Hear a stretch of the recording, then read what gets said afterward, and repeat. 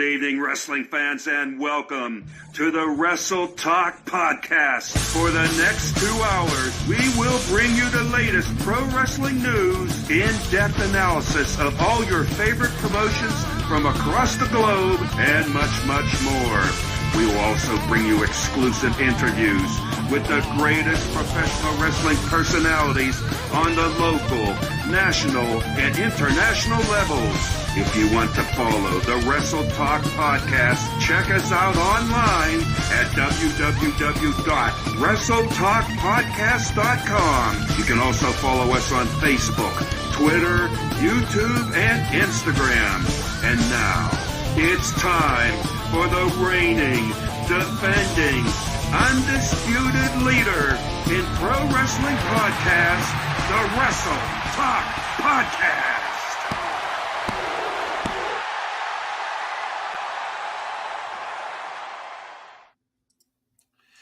¿Qué pasa? ¿Qué pasa? ¿Qué pasa? Loyal members of the Wrestle Talk Podcast family.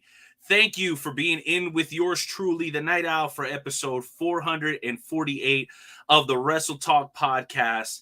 And right off jump, we're going to start with a little comment posted by longtime member of the Wrestle Talk family, also occasional host of the Wrestle Talk Podcast, the one and only Sonny Money Mayo. And it reads, I went to post something negative about CM Punk, got in my face about it, and now we're both suspended. Now, oh, are we going to get into some CM Punk talk? I can tell you, Sonny, and the rest of the Wrestle Talk Podcast fam, that it is one of the questions in the randomizer, but we have no way of being 100% sure that it's going to be a topic that's going to come up. You see, the reason we do it this way, we could kind of jot down all the hot topics or whatever of the week, of the month or whatever, and just kind of go down that list. But there has to be a certain level of spontaneity. There has to be a certain level of being able to like think on your feet. So we all submit the topics, but none of us know when they're coming up, if they're coming up, or in what order. So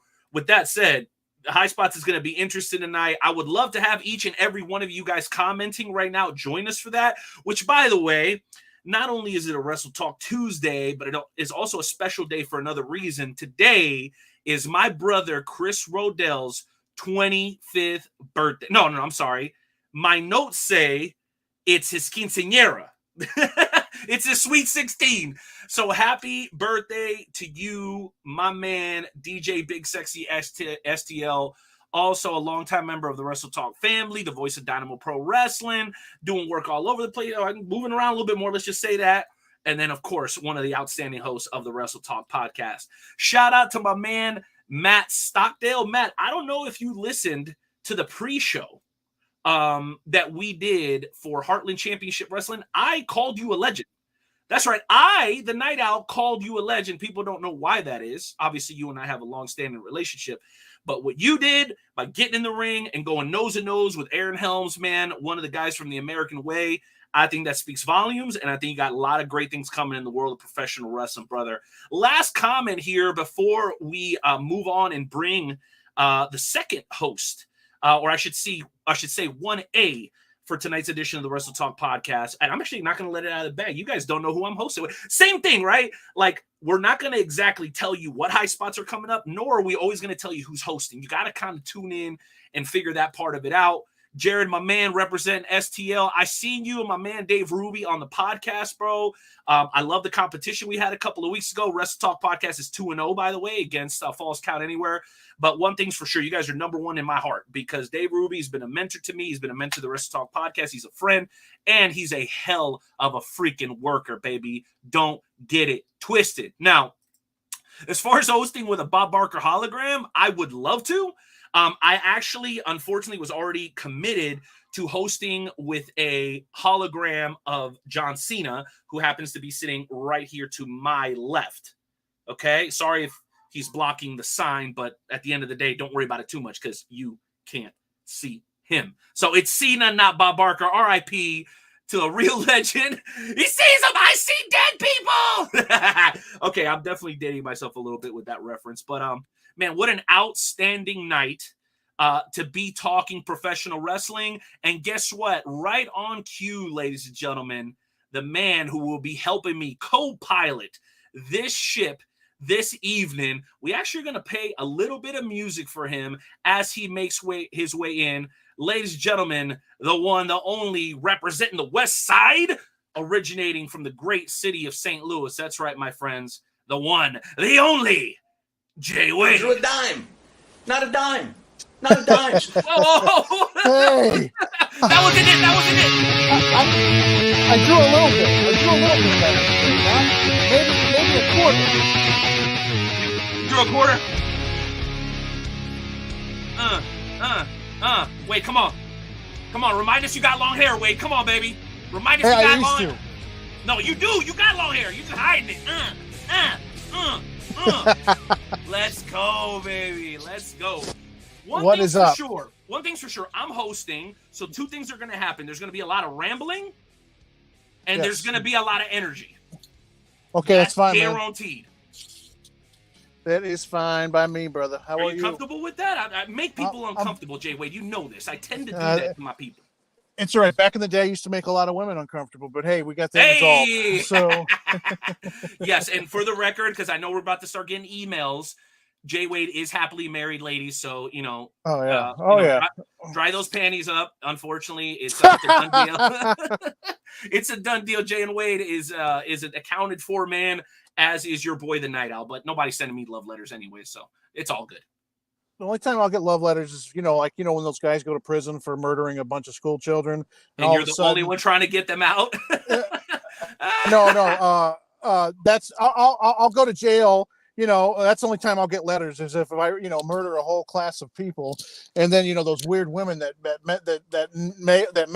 fall in love with those convicts. You see it all the time. Guys that are living on the edge. They like it. Bro. They like it. So hold on, Sonny. What are you talking about? Before we get started, what do we gotta do? What are we talking about? What's he doing? The suspense is killing me. Didn't you call him the bootleg Michael Rappaport? Isn't that what happened? Oh, it still is. It's not. I didn't. It is. He is. Jay Wade told me he want to give. Okay, no, listen. None of the other hosts are beefing. Okay, none. The only hosts that are beefing are Sonny Money Mayo and the birthday boy Chris Rodell, because we are on the brink. Listen, you got to hear me, Jay Wade. We are on the brink of hosting the biggest match in Wrestle Talk podcast history. Why? Because we've got the quick trip pizza on a string match, ladder match, potentially scheduled for Payback. Now, or No Mercy. I'm trying to convince Sonny and Rodell to take this energy that they have for each other and turn it into like some FWWC stuff and actually have them have a match in the world's premier fantasy wrestling promotion, which Jay Wade, they're one of our sponsors. So what would be cooler to have a quick trip pizza on a string match at FWWC No Mercy? Would that not be appropriate? I mean, that's the only way to settle this beef, isn't it? Hey, the help settle it is if you have, once you get that piece of pizza, you also have to retrieve off the pole in the corner of the ring the ranch. Yeah, because whether it's was it Casey's or Quick Trip, personally speaking, you got to smother that shit in ranch just to make it edible anyway. Period. I'm going to tell you this, my friend. Casey's Pizza is 10 times better than any slice of pizza I've come to find out here in the Pacific Northwest. I have asked multiple strangers. I've never known about where to get a good piece of pizza is, and they're like, "You're looking for the wrong food, bro. You're in Seattle, dude. It's raining. It's raining, and you're on the West Coast, bro. You got to eat Asian food. It's the Asian food that's a hit in Seattle. Are you looking for good pizza in Seattle, bro? Are you serious? Hey, I'm Italian, man. I'm looking for good pizza anywhere. It's like me looking for good Cuban food in Kansas City. It ain't gonna happen. Oh, yeah. It ain't gonna happen. You know what I mean? Not a chance in hell. Man. Okay, here we go with the Wawa. Here's my thing, though. I've never been to a Wawa. I gotta find a Wawa. Yeah, it's average. It's average at best. And Quick Trip ain't great either. I'm sorry, I'm breaking everybody's heart. But I'm just saying Quick right Trip now, is one of the cleanest gas stations I've ever been to in my life. I agree, but it's still gas station pizza, dog. It is. You're not gonna. You got to go to New York and get authentic. home style mom and pop pizza like Sabreros. Nah, see, I'm wrong. No, that's wrong, bro. See, people always talk about New York pizza, bro. The best pizza's in Chicago. I'm sorry to tell you. Well, they got, here's the thing though. Chicago is known for the deep dish, but they actually have multiple styles of pizza in Chicago. Yes, exactly. So, if you can get what you like. Yeah, all the real mobsters went to Chicago anyway. Everybody a lot of people. Well, here's the thing: if Capone didn't go on a little killing spree in New York, he wouldn't have had to fled to Chicago. That's all I got. That's all I know. No, bro, he didn't flee, that. bro. He didn't flee. He wanted to start his own family. That's why he went to Chicago. Come on, man. I thought you knew your history. I thought you knew your criminal law, bro. Brother, I know my history. He killed a couple people. And the big wigs. Hey, what are you talking about? He didn't kill nobody. What are you talking about over here? Looking like a rat face over here. What are you talking about? He didn't kill nobody, man. I didn't see nothing. I didn't do nothing. I wasn't there. Supposedly, allegedly, because I'm I work for a public defender, so that's allegedly, right. Yeah. Bro, you must be busy as hell working. You God damn. I can only imagine. I can only. When I come in, the phone is. When I come in on a Monday. We're closed on, we get the weekends off, which is what's nice about my job. And when I come in on a Monday, the voicemail box is blinking as fast as it can because of all the calls from the weekend. Only person that gets, hey, listen, only person that gets more calls than you over the weekend is the bail bondsman. Period. Oh yeah. Listen, real quick. I know we don't usually do this because this is something that I've seen hit a little close to home with one of my friends, my friend Dylan.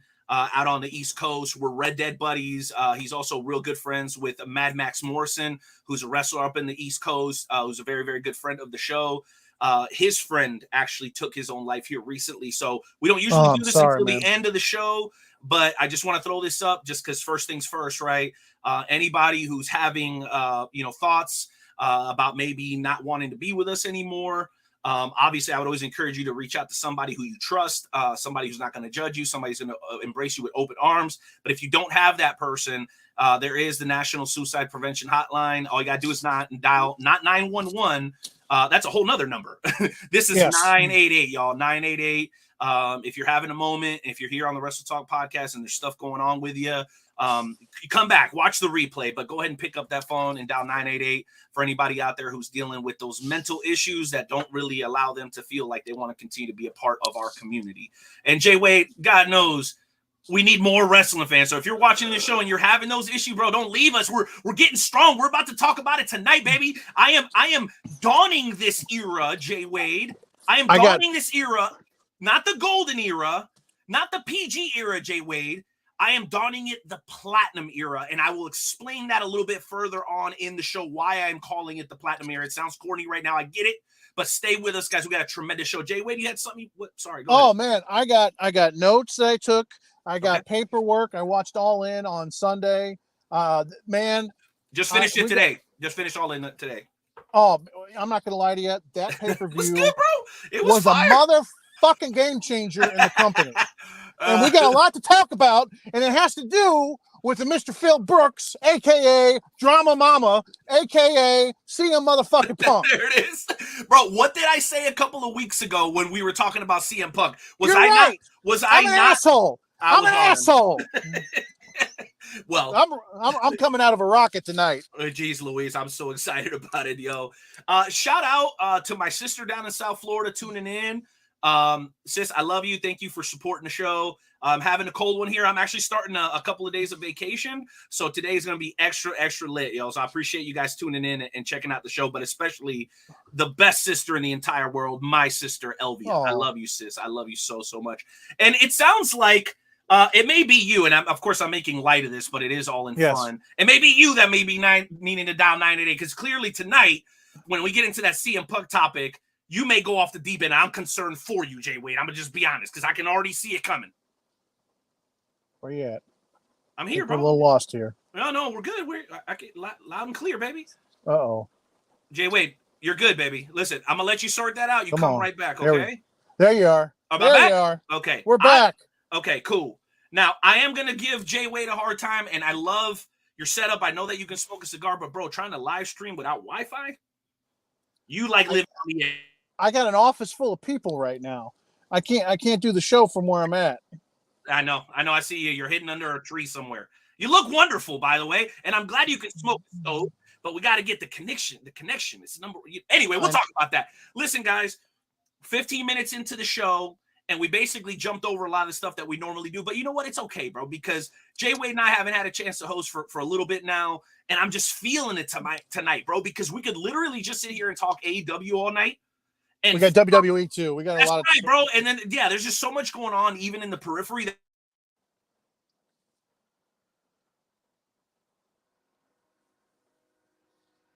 Well, it looks like we're having a little bit of acknowledging all the wonderful sponsors of the Wrestle Talk podcast. Yes, I'd like to thank all the great sponsors by Royal Mills Transportation, by DeWan Mills, Rathbun Engraving, where you can get that world famous Wrestle Talk podcast mug for just $20. Nobleman's Barber Lounge in Kansas City, Missouri. The Kincaid Arcade at the Oak Park Mall. Interstate 70 Sports Media. We got Little Popeye Design, where you can get that world famous Wrestle Talk podcast tumbler. And the FWWC, the world's premier fantasy wrestling group. Are you on? You're on mute, brother. That was me. I love how you channeled your inner Michael Cole and you hit us with the WWE. No, I'm going my old school. I'm Howard Finkel. I'm back. Early Madison Square Garden. Howard Finkel. Oh, from the man. WWF. Remember the Fink, like whenever, and I don't know if I can do that here, like when he would do the mic drop, the mic would like drop down, bro. Yes. It's so sick. And I wish I could kind of keep the mic in the shot the whole time, but it's just kind of in my way. No, you got to have a good, Yeah. I just don't want to be able to not. We got to see that handsome face of yours, bro. Oh, that's right, bro. Look at these butterbean cheeks I got going on right now, bro. Look at this. Hey, Butterbean's on a roll right now. He's dropping weight with DDP yoga. Yeah, he'll still knock the shit out of somebody, though. You know this, God. man. Oh my God. Oh my gosh. Well, hey, listen, guys. There's one other thing that we got to do as we prepare to cruise in on episode 448 of the Wrestle Talk podcast. That's right, ladies and gentlemen, a tradition here on the WTP, because we like to pay respect. Sometimes it's in a very nonsensical and goofy way, but we like to pay respect to everybody and everything that deserves it, and nothing deserves it more. Ladies and gentlemen, after all the gold medals that the men and the women have been bringing home over the last couple of weeks, Sha'Carri Richardson out there killing the game, ladies and gentlemen. Join me as I ask you to please respectfully remove your caps, place your hands over your hearts as we pay homage to the greatest country on God's green earth. You already know. That's America, damn it.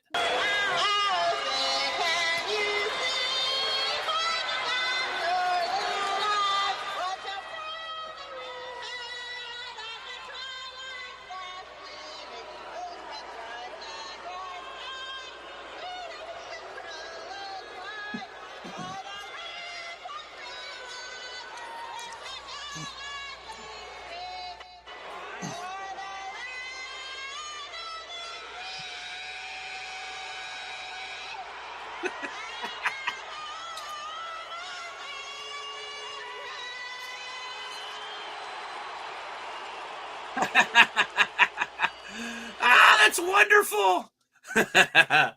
Ladies and gentlemen, thank you for bearing with us. Now that we got that out of the way, today, before we do high spots, okay, because this ain't part of high spots that I know of, right? Today is on this day, 35 years ago, one person from parts unknown broke the Honky Tonk Man's 14-month of terror as the IC champion. At 1988 SummerSlam, when the Ultimate Warrior took the Intercontinental title from the Honky Tonk Man in Madison Square Garden. That is a great, service to your memory there, Jay Wade. How the hell did you pull that off of social media, or did that just come to you, bro? That's pretty sick. I am a wrestling nerd when it comes to back in the day, I used to sit in class and name the WWE champions from beginning to end until that point, the tag team champions up until that point, and the Intercontinental champions up until that point. And then you wonder why you had no friends. No, I wonder why. No. Okay, Renee, we're going to start doing shots fired. Yes. Let me tell you something. I got new knee braces last week. Uh-oh. And I'm anyways. Looking like Cash Wheeler over there, my guy. my joke is, here's my joke. the reason why I know, I named off all those champions, but I'm going on the 20th year anniversary trying to graduate college. So, but anyways, I digress. Let's get into this high spots. We got a shit ton of stuff to talk about, and I'm excited as hell. Oh, dude, I am so ready. Before we do that, I do want to acknowledge a couple more comments. Jared, great point. Mr. Kennedy, I didn't even remember that. Mr. Kennedy also used to do the deal where he brought the microphone down. Aaron Wallace just crossing his fingers, hoping that Ray Leon, Valencia and Paz don't try to hack the stream tonight. It's not the first time that Ray Leon and his people have done that. We all know Dickie Richards got deep pockets. We do. And as a matter of fact, I'm wondering if Dickie Richards isn't the only person that's facilitating some of this empire nonsense over in the KWA. We'll be talking about that a little bit later, ladies and gentlemen, with our featured guest of the evening. I know you were pretty excited about it because you've heard a lot about this guy, Jay Wade, but we finally locked it in. Everybody in the Midwest has been clamoring to try to get their pause on this exclusive interview, and the Wrestle Talk podcast just a couple of days ago secured the chairman. That's right, ladies and gentlemen, the chairman of the KWA and owner of XWE, Jay Wade, the one and only Mr. Duncan Curtis, will be on the Wrestle Talk podcast for 448 later this evening. And there has been a lot of questions revolving around him and his break with his business partner. Nothing is off the table. We exclusively spoke to his people and said, hey, if you're coming on the WTP, we're going to keep it 100 and we're going to ask you the tough questions. Mr. Curtis had no reservations. He has nothing to hide. He says he's got nothing negative to say, but make sure you guys keep it tuned in because we're going to talk extensively about that. Their recent show that the XWE had where they absolutely rock it. And then they've got another one right around the corner. So it's going to be a good one, Jay Wade, here, just as we get ready for high spots. Mr. Duncan Curtis is going to take the gloves off tonight, and he's going to give us the real freaking deal. That's exciting.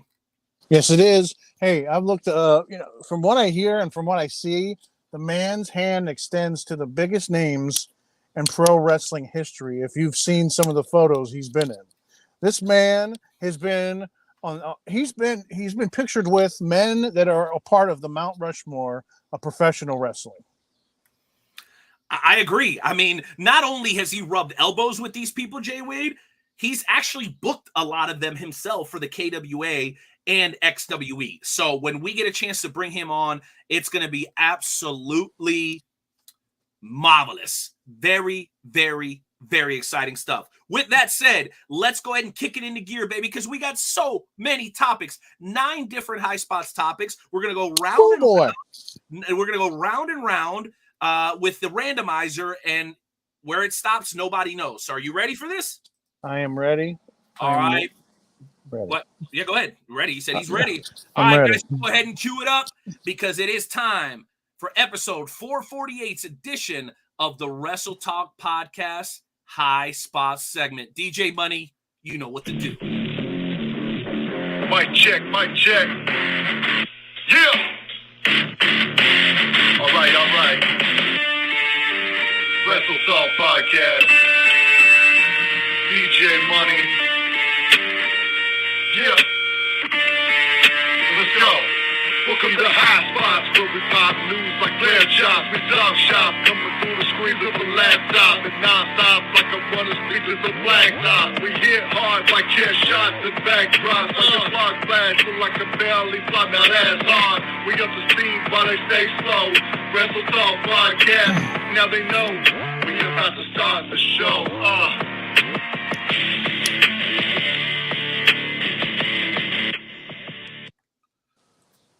All right, Jay Wade, are you ready for the first topic of the evening? I've been ready since since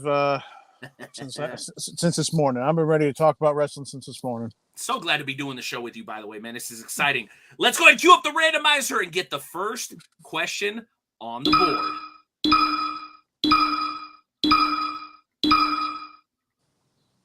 And first topic, ladies and gentlemen.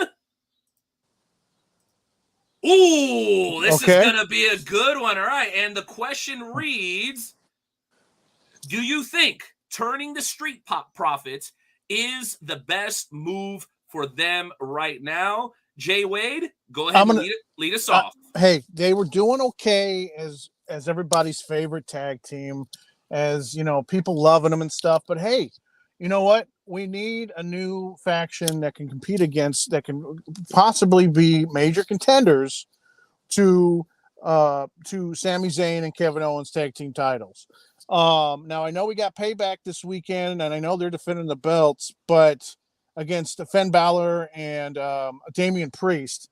But if they want to be considered serious contenders, they need to start showing a serious side of them, and by aligning themselves with probably one of the greats, Bobby Lashley, the man who can be on the same level as a Brock Lesnar when it comes to intensity and strength and intimidation.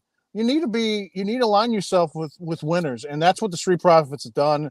And I really, really do like this because SmackDown, yeah, they got the pretty beautiful tag team.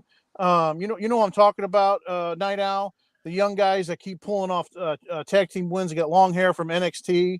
I forget their names, but we need a good, serious, badass tag team, and I think that's what the Street Profits are going to be doing. They're going to be series contenders to Sami Zayn. It's pretty deadly, by the way. Pretty deadly, yes. Yeah. Credit goes to our guy, Jared. Thanks, Jared. Thank you. But no, I really think the Street Profits, they're on the next. They've cranked it up a notch, and I think they need to do this if they want to get that tag team gold. Well, I will say this. I don't necessarily think that they need Lashley. I think they were getting the pop already. I think it was just about booking appropriately. And I really what I think happened was the injury to Tez, okay? And then there was a logjam at the top between the Usos, Sammy, and Kevin. And then they're trying to give a couple other tag teams a little bit of a rub. But point being is, and here's really my question to you, Jay Wade, more of a question than an answer. What can Lashley give them that they weren't already doing for themselves? Mainly, they haven't even explained why this is happening. There's really no backstory. They all of a sudden just one day started appearing with Bobby Lashley. There's like no rhyme or reason to it. And Montez is already better on the microphone than Bobby Lashley would ever be. And this is a kudos to my man Chris Rodell, because he's always called Bobby Lashley a walking charisma vacuum. Yeah, right? He is kind of hard on the mic, but here's the thing. Montez the last time I really heard of anything that Montez did great was at the Elimination Chamber. He's been hurt, Wade. I know, but that's here's the only reason. This is the perfect resurgence for these guys, the Street Profits, because I'm not gonna lie.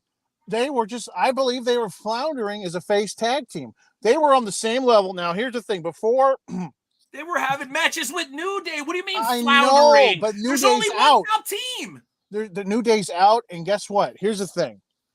They kind of remind me of what they were doing with Big Cass and Enzo before they broke them up. And they were very popular. I liked them too, and I really got pissed off. Physically, they didn't have the talent that the Profits do. No, they don't. No, they don't. Yeah. And they tried to prove it with when they put them in there with Kevin Owens and Jericho at SummerSlam a couple years ago. But here's the thing: Street Profits, they need a little bit of spice in their aggression, and this is it. I like it that they aligned it. Guess what? They're going to help Lashley. Montez can talk for him. Let me stop you. Okay. So you're assuming that they're going to give them more aggression. Based on what we've seen just recently, there was no aggression. Lashley came out and grabbed the guy's foot, and the Street Profits took the easy win. So are you just make them what do you call that? Baby scared shitless heels, or what do you call them? They don't seem scared shitless to me because they won that hardcore Terry Funk Memorial match, and then the week before by the way, that was terrible. That I know it one was. table. It was. Get out of here. It was because when we talk about All In, if we talk about All In, it's the randomizer that decides. You know. Well, I'm going to randomly rant. Okay, so all right, that's fine. That's anyways. I'm talking so mother. I just want. Bring that shit. I like it. My steam is okay. So the Profits, they won the tag team match. I'm sorry, I'm just laughing because I got back. I know where I'm going now. Go. They won the match against the Brawling Brutes, and then the week before that, I believe they won fair and square against the OGs, Luke Gallo and Carl Anderson. They debuted a new finishing move, which I like. It's okay. It's just they need this pep in their step, because they were floundering as a face team under the Usos, under the New Day, under the Owens and Sami Zayn, under Pretty Deadly. Because I think this is gonna give them that bump they need. Bro, but was it them or was it the booking? That's the real question. It's gonna be the booking, because they're gonna it's the booking. They're gonna and you trust them to book them right as heels, is what you're saying. Yes, I do. Even with Lashley. Yes, I think they're gonna all Lashley's work well. Not even a heel. Well, he's a whatever he wants to be. It seems like they throw they like he's like the Big Show. He flip flops left and right. He's a face one week, a heel the next week. Because when he was facing Lesnar, what was he then? Tweener. Yeah. So if we do get to talk about AEW, I think we saw something this weekend that I don't think we've ever seen before at a main event. So maybe the has to be a heel, has to be a face thing has been challenged now. And, oh my God. We'll get there. We'll get there. If we talk about it, I have so many questions regarding that feud. So ready, dude. That's so exciting. Dude. All right, real quick side comment here, because you did bring up the club. Jared says, I believe the club or whatever their name is now. I think it's still the club. With Carl Anderson, Luke Gallows, and AJ Styles should get a push. Don't forget about what's her name? Shingling, or forgot what her name is, but Mishin. Mishin, which means crazy biatch, is what it means in Korean. So on that note, we can continue to talk about the Profits if you guys want to. By the way, if you haven't shared, what the hell is wrong with y'all? Please hit the share button. We need more people in here right now. Okay, we can continue to talk about the Street Profits, Jay Wade, but we do have to move on to the next topic. Are you ready? I'm amped up. Let's rock. All right, baby. Let's go ahead and hit the randomizer one more time and see what happens.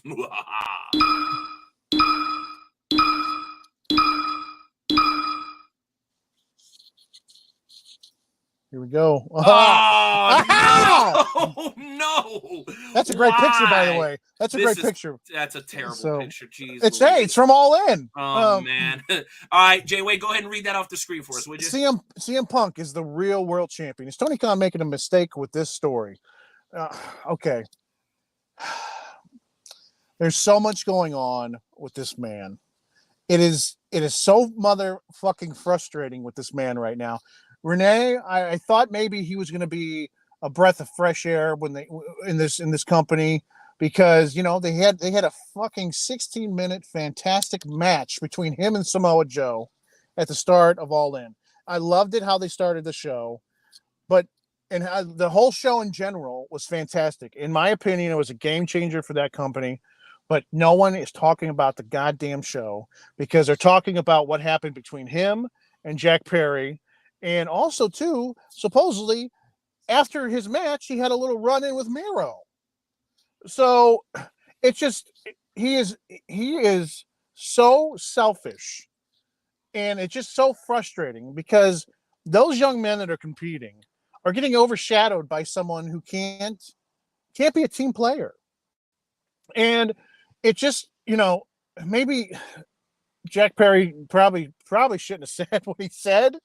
But whenever the issue happened, maybe Punk should have been the bigger man, because supposedly Joe had to talk him out to going out for their match, because he wasn't going to go out, and he was threatening to quit. And it just Tony Khan is I do believe making a mistake. I think he's getting a little fandom when it comes to Punk. I think he's giving Punk a little too much power, because it's going to his head. I just there's too much drama, and I heard they're both suspended, him and Perry, and now they're not going to either make All Out, and they're in the motherfucking guy's hometown of Chicago. You're on mute. It's just I breathe loud, so I do that. No, it's all right, brother. When was the last time we talked about Phillip, and it had to do with anything that happened inside the ring? To his, people say, hey, heat is all heat is good heat. Any press is good press. Bro, he had an incredible opening match with Samoa Joe, and to his own demise, he causes this friction and nobody gives a rat's ass about what's supposed to matter. And that is that he retained the real world championship, got into the ring with Samoa Joe for the first time on a big setting in a very, very long time. And Wade, I'm with you. Why can't we just spend a minute talking about what happened inside the damn ring?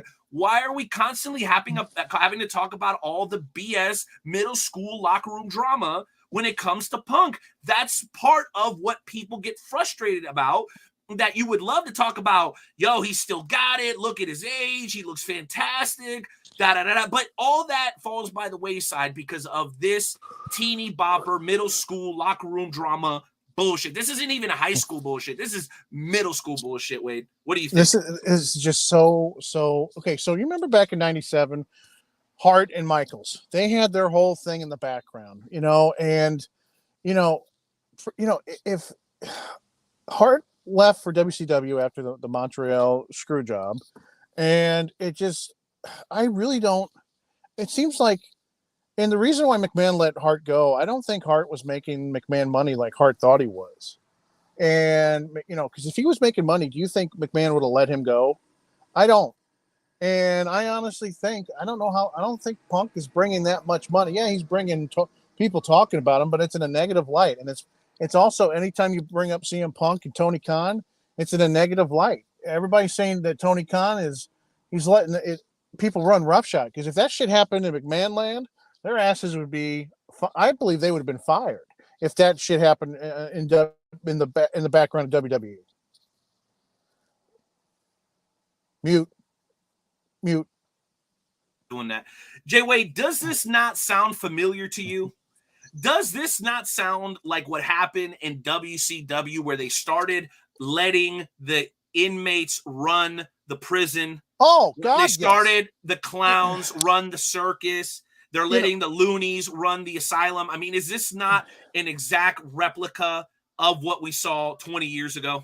20 years ago, you're right. Like when Punk did that, you remember when he did, what first got him in trouble, when they were doing the press conference after he won the belt and against, and he was all bloodied and he was talking badly about, he was complaining at the press conference. It's the same as when Steiner came out bitching about Ric Flair and calling him Dick Flair. And, why would you talk about the boys like, and he goes, I remember Scott Steiner's in the ring. He's talking about Ric Flair. And then all of a sudden he goes, everybody should turn the channel and watch Steve Austin because WCW sucks. What in the hell? CM Punk is almost on that same parallel. You're on mute, brother. Look at the lengths that people will go to make excuses for a guy that they love, right? So this ridiculous I was doing it. What? Look, it's just, listen. So he's policing the locker room. Listen, you can't police the locker room if you're never there, dog. Undertaker got to do it because he was there every day for 30 years, bro. And he wasn't doing it anymore when he was doing one match a year at WrestleMania. It got passed on to Cena, and then it got passed on to Roman. Everybody knows that, okay? Especially you freaking Mark, Sonny Money. Nobody knows this better than you. But how dare you talk about he's policing the locker room when he's never even there? He wrestles less than Brock Lesnar, bro. He's dictating the locker room. That's what I feel like he's doing. Okay, now that makes sense. Because, he told Jack Perry he couldn't do that, the glass spot back a couple weeks ago. And supposedly Perry's good friends with the Young Bucks. And so he's taking it out on the young guys that are affiliated with the Bucks. Now, here's the thing. What I'm going to put to your attention. Brock put over Cody clean and shook his hand at the end of their match at SummerSlam. Hell of a match too. A couple years ago, 2015 or 16, I believe, it was a Mr. CM Punk against Brock, and Brock's like, "I'm going to kick your motherfucking ass, and I'm not going to let you win." You taking this L whether you want it or not. I think that right there, as crazy as Brock is, I think he can tell when these people are legit, like Cody, and when they're not, like CM Punk. He knew CM Punk. It was all for himself, maybe, because I know I just It's just my feeling. I know this is all a work and a shoot, Right. but and I hate that They we're fans. play in that gray area too much for my Oh, liking. They do. Now, I want to say this. Sonny wants to come on, and he doesn't have a shirt on, so I can let that slide. But, bro, I'm not going to be sitting here staring up your nostrils. So bring the damn phone up to your face, or you ain't coming on, because I'm not looking at your nasty, dried-out-ass boogers from driving around doing your job all day, okay? So I'm just letting you know right now, Sonny, we do have etiquette here on the Wrestle Talk podcast. Now hold on. That's why we're number one. That's why we're number one. We got standards. Are we talking to Sonny or somebody from oh my god, I can't Barstool? No, not from Barstool. What's that show on Netflix? Not the Trailer Park. Yeah, Trailer Park Boys. Oh my gosh.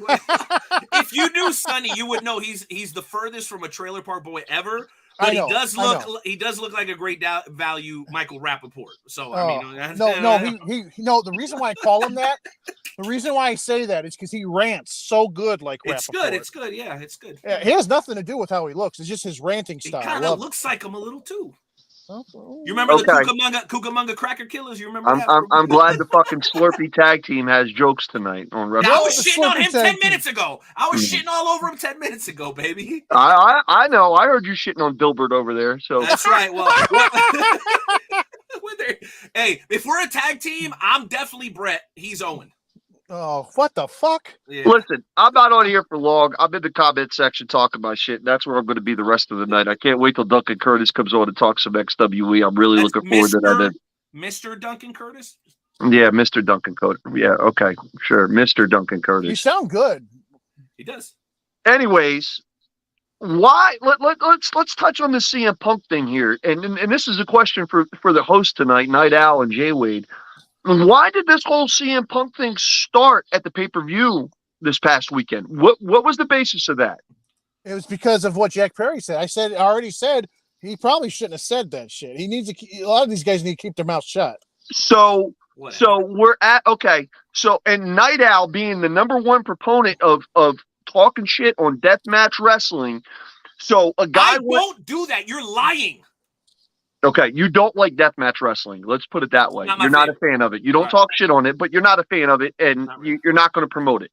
Okay, so CM Punk is trying to make sure the company that he's invested in and all the wrestlers who are sharing the locker room with him are being safe.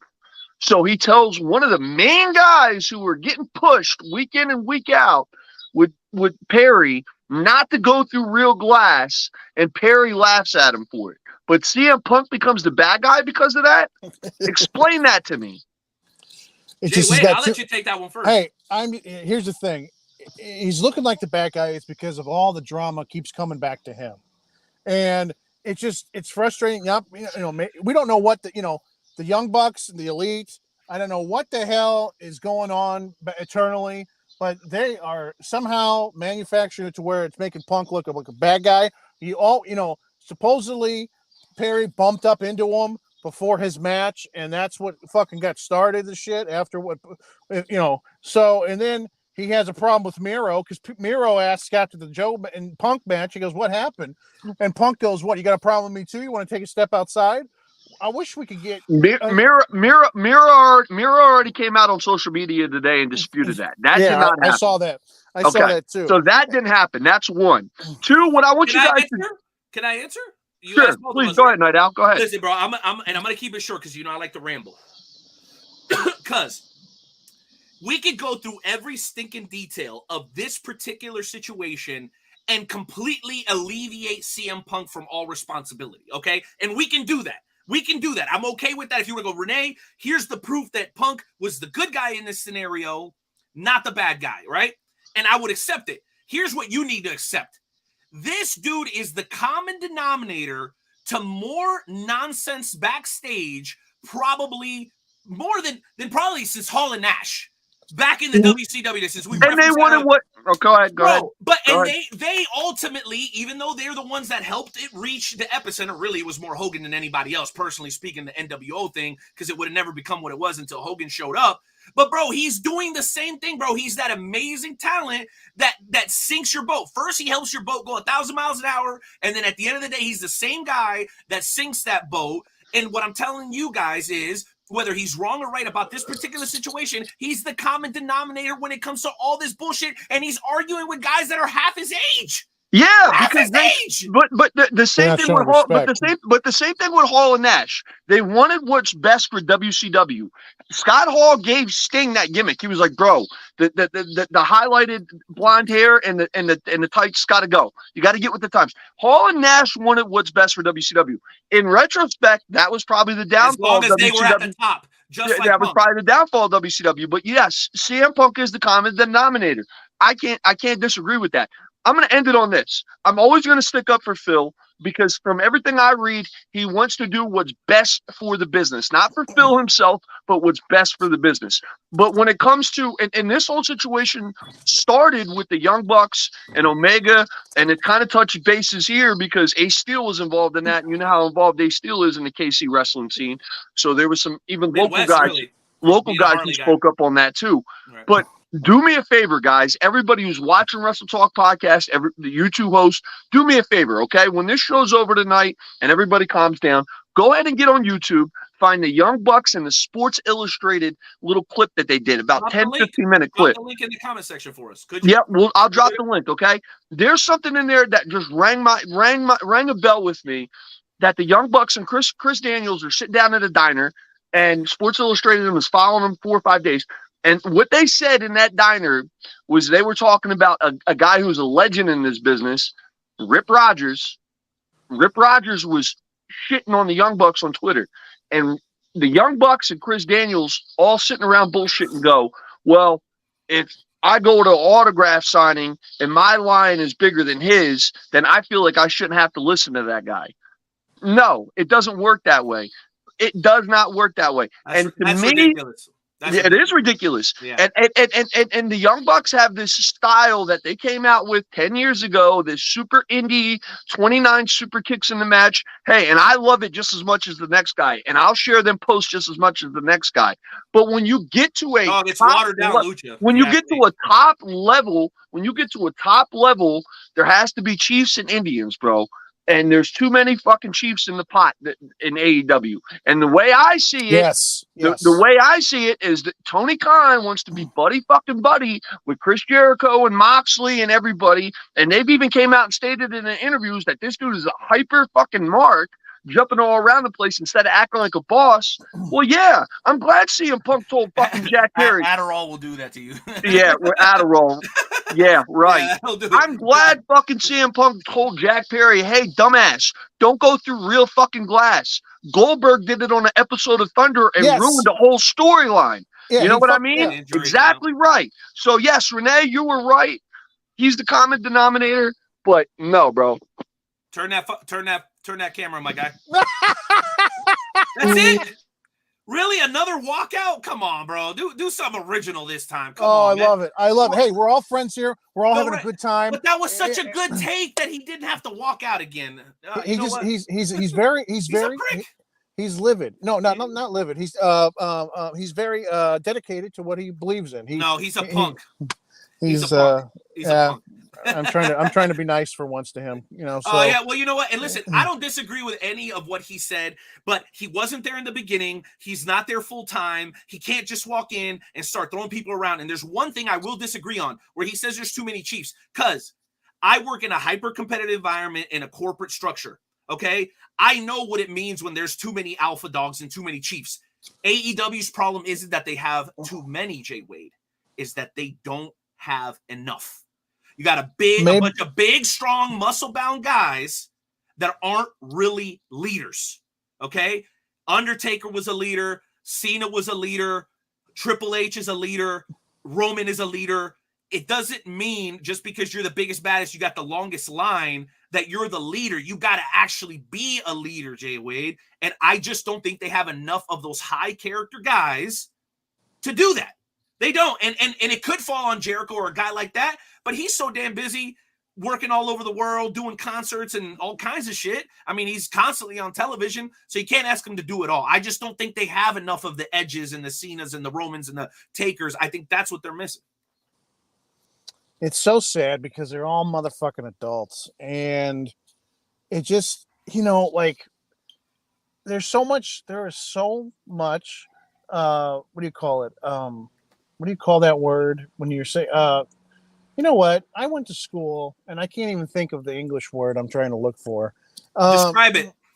Just, there's so much possibilities for these Upside, maybe? Upside, and it's just so sad because, like I said, the pay-per-view was a WrestleMania style pay-per-view, in my opinion, all in. And they sold, they had over 81,000 people there with 80,000 tickets sold. They made over $10 million this past weekend. That's a lot of money for AEW. And it's just so sad that all we're talking about is this. But then again, we're still talking about it. It's enthralling. It's captivating. So it is. And just to answer the question here before we move on, is he or is he not making a mistake giving CM Punk this title thing? Can I answer first? Go ahead, brother. Okay. If Thunder had to give it up, Punk should have to give it up, because they didn't start this thing until Tony Storm, right? But Thunder had to give it up. Finn had to give it up.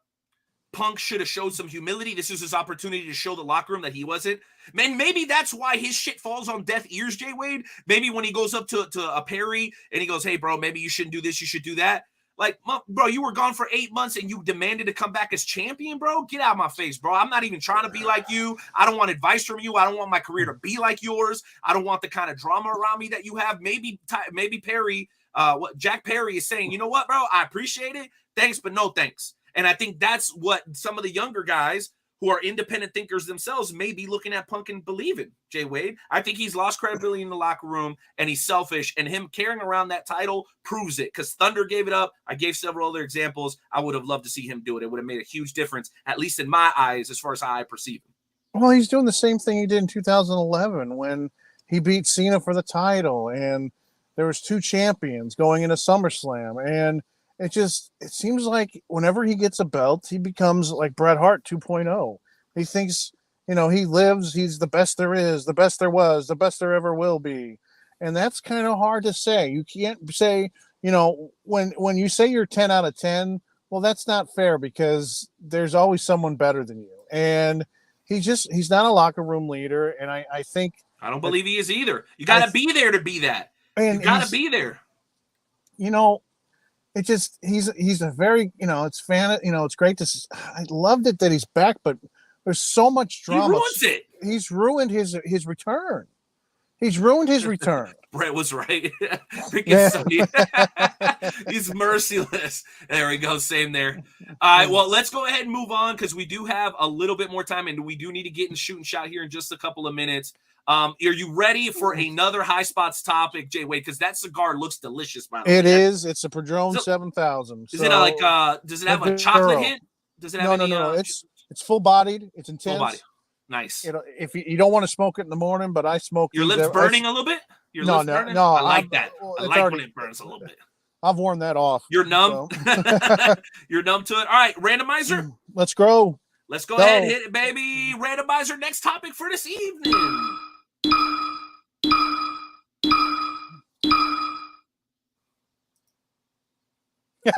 Oh dear, no, why? All right, let's see what the question is going to be, ladies and gentlemen. John Cena is coming back, confirmed for 7 weeks. What do you want to see on or from the Doctor of Thugonomics? Jay Wade, take it away. Man, there are so many possibilities here. I think they're going to keep him safe, though, and he's going to be thrown into a handful of tag matches.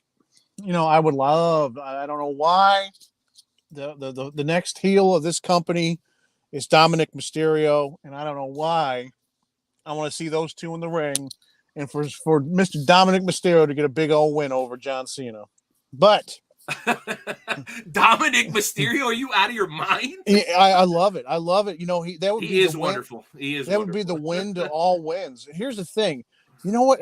Cena he's a goat, and I don't know if they're going to try to protect him, because he's got to go back to Hollywood once that strike's over, and I don't know how much in the ring he's going to be, but there's a handful of matches I like. Oh, man, just think of him and Gunther. if they put him and Gunther in the ring together. I wouldn't mind seeing at a pay-per-view him and Cody. Because what about John Cena versus Joe Rogan? What do you think about Joe Rogan? Joe. What the fuck? I added the Joe to Sonny's joke. What about Johnson? Hey, listen, bro.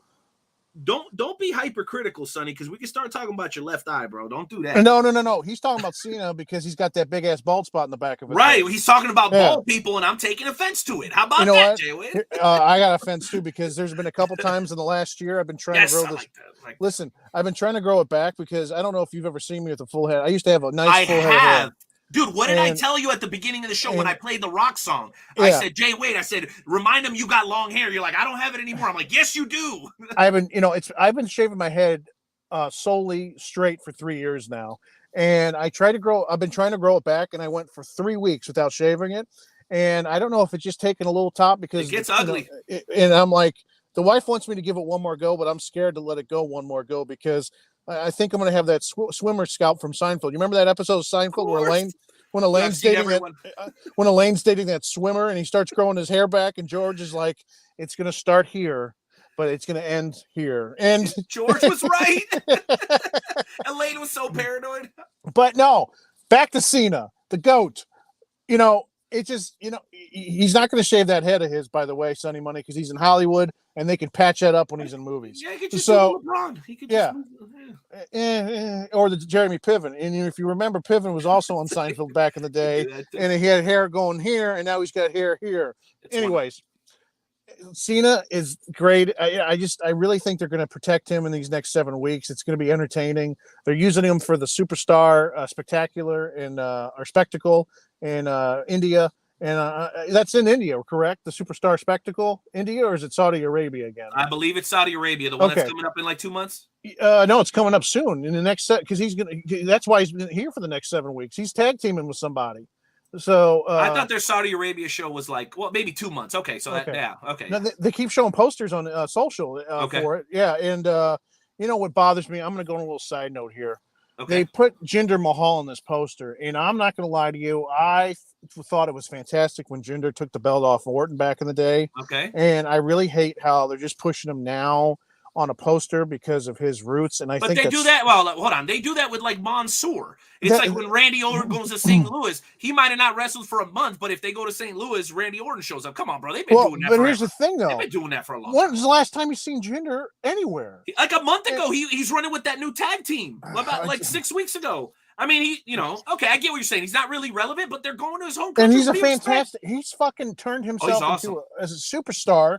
Before, when he was a 3-man band, no one gave a shit about him, and he fucking turned it around. Dude, and he can handle that mic too, Jay Wade. Yes, he can. I loved him. He was like he brought me back to the roots of 80s heels when he was the champion. And, he gave you that vibe. But anyway, Cena, they're going to protect him. I'm happy he's back, but I think he can have a handful of matches with some of the younger talent and put them over before he heads back out to the great stars of the Hollywood. How far down the rabbit hole have we gone where we're talking about Jinder Mahal on AEW week, like the week after we're talking about Jinder Mahal. Well, we got fucking Payback this weekend. We got that's right, Payback dude, crazy. On Saturday, and then on Sunday we got All Out in Chicago. That's insane. It's absolutely ridiculous. And Punk probably won't even be there because of everything that happened. Well, no, they said he's suspended. He's suspended. What if he shows up while he's suspended, buys a ticket? Oh, wrestling. Okay, are we ready for another one, baby? Because let's throw another one on. Yeah, let's keep going. Hey, let me ask you this. Oh, I was going to ask you, when we have the guests on and stuff, can we throw a high spot in there? Let's keep talking high spots throughout the whole show. And anything we've talked about is fair game throughout the remainder of the show. Yes. Like, just because we move on doesn't mean it's over, guys. Like, this is Wrestle Talk, baby. Let's talk wrestling. Hashtag Let's Talk Wrestling. Randomizer. Ready? Yep.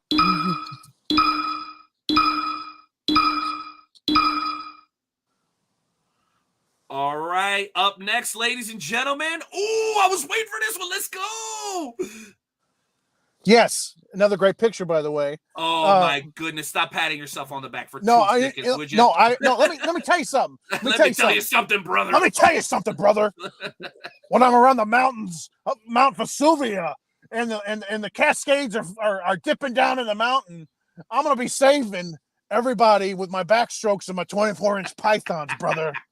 Hey, you ever hear the story about Hogan said he worked like 500 days a year? Listen to this, okay? I listened to the whole Rogan podcast that me Hogan too. did last week. It was pretty good. Okay, I'm a big comedy fan. I think I like comedy by the way I talk on here and stuff. Yes. And he said that he partied with John Belushi after 1986's WrestleMania 2, and poor Belushi passed away in 82 at the age of 83 or at the age of 33. Off by a few days. That was it. Off by a few days, off by 4 fucking years. I love those Hulk Hogan stories, bro. He had so over good. 25 lines in that podcast. He said he discovered what's his name from America's Got Talent, Simon Cowell. He said he bumped into him when he wrestled at Wembley. He's never wrestled at Wembley. God, bro. Now, bro, Hulk Hogan. He said he did wrestle. Listen to this, okay? He did say he wrestled 300 days a year and 400 matches. I believe that. Now, here's where it could be true. Back in the day when he was heavyweight champion, his rationale is what got me. Yes, he was wrestling 2 times a day, most times back in the late 80s. Now, there could have been a couple of years where he got close to 400 matches a year. If he wrestled twice a day, 300 days a year. Now, here's the thing. Also, by the way, that's 600 just for those keeping tabs. I can't even. Anyway, go ahead, bro. It's all good. Anyways, I started on my Hulk Hogan rant, and now I thought that was hilarious, bro. We had to go into that a little bit further, but the question is, all right, and here's the poster that you so eloquently selected. Yes, okay? Copy and pasted. Okay, very well done. Yeah, your effort is just unquestionable. You know why? Because it's in that format you wanted. Landscape. That's how I was. Yes. You see, guys, we peel the curtain back here on the Wrestle Talk podcast. I'm like, guys, if you send me pictures like this, I'm not going to be happy. Okay, but if that's all you can find, we'll take it. But no, this is the image that was thrown up with the question. I will read it off for you, Jay-Wade, because I want you to catch your breath. Okay? Do you believe that AEW is becoming more of a threat after AEW All Out? All In. I'm sorry. All In, All Out's next weekend.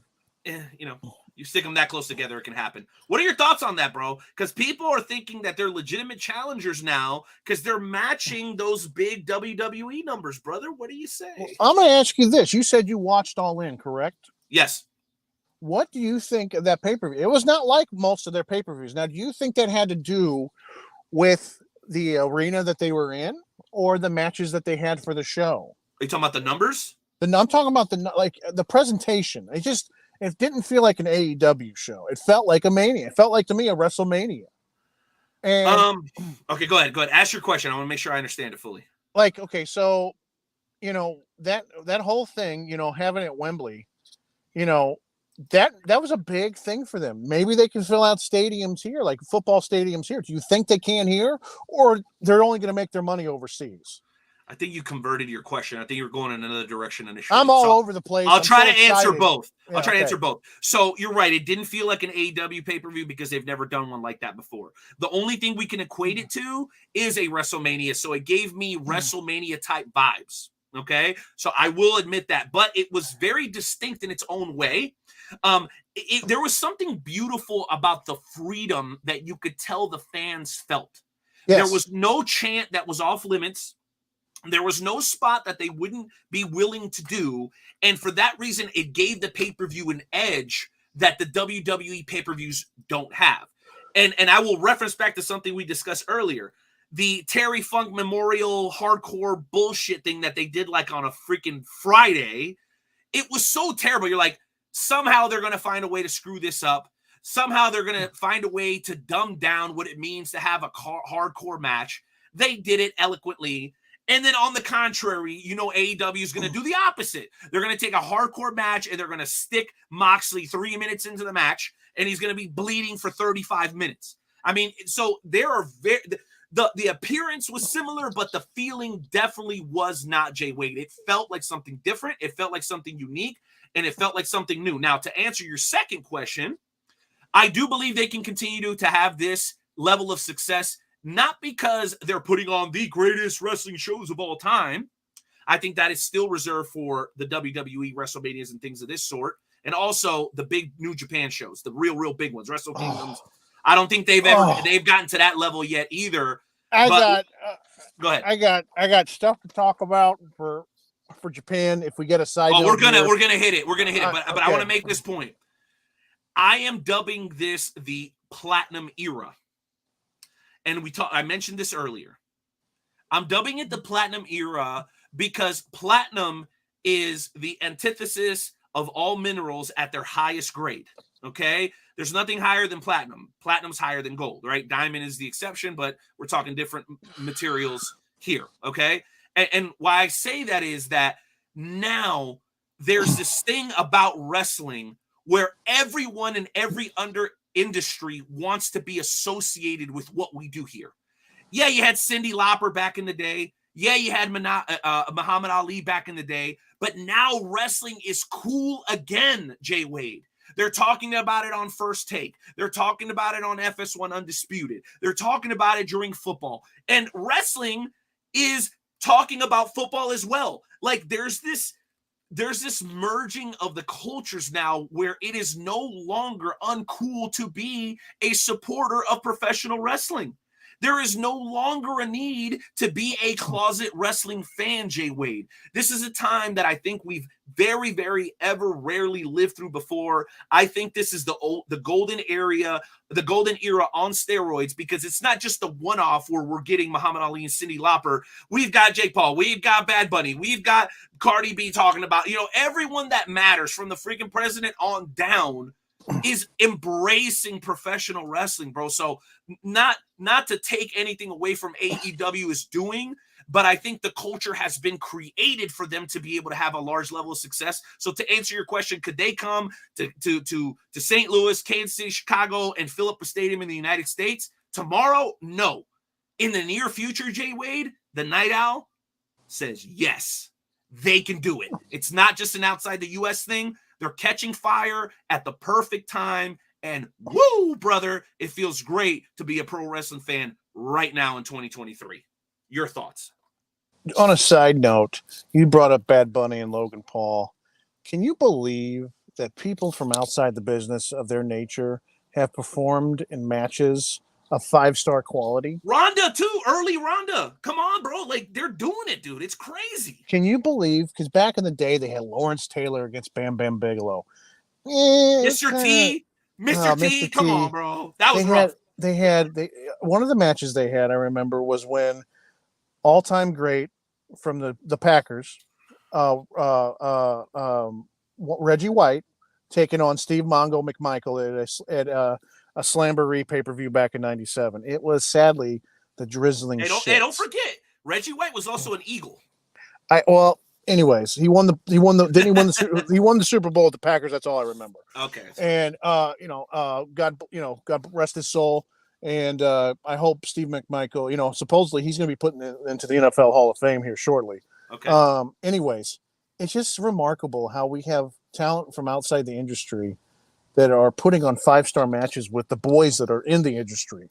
And I love it. It's insane. Like, when I saw that Rumble spot that Logan Paul did with Ricochet, you remember when they jumped on the ropes together? The meeting in the middle. The double clothesline. And it just, wrestling is an all-time great right now. And the Platinum Era. You got you don't have just one company like WWE was running roughshod for almost like 10, 15 years after the ruthless aggression era. It felt like WWE was just coasting, and now they have to pick it up a notch. That's why they brought John Cena back for 7 fucking weeks. I do believe they're scared of AEW. I do believe they're trying to get numbers. I absolutely do not believe that. I think that there is plenty of fandom to go around. Look at us, Jay Wade. We're evidence that they don't need to fight over the same fans, because I have AEW merch. I have WWE merch. I watch AEW pay-per-views. I watch WWE pay-per-views. Bro, they got us by the balls. Let's just admit it. They do, because you have a taste of everything.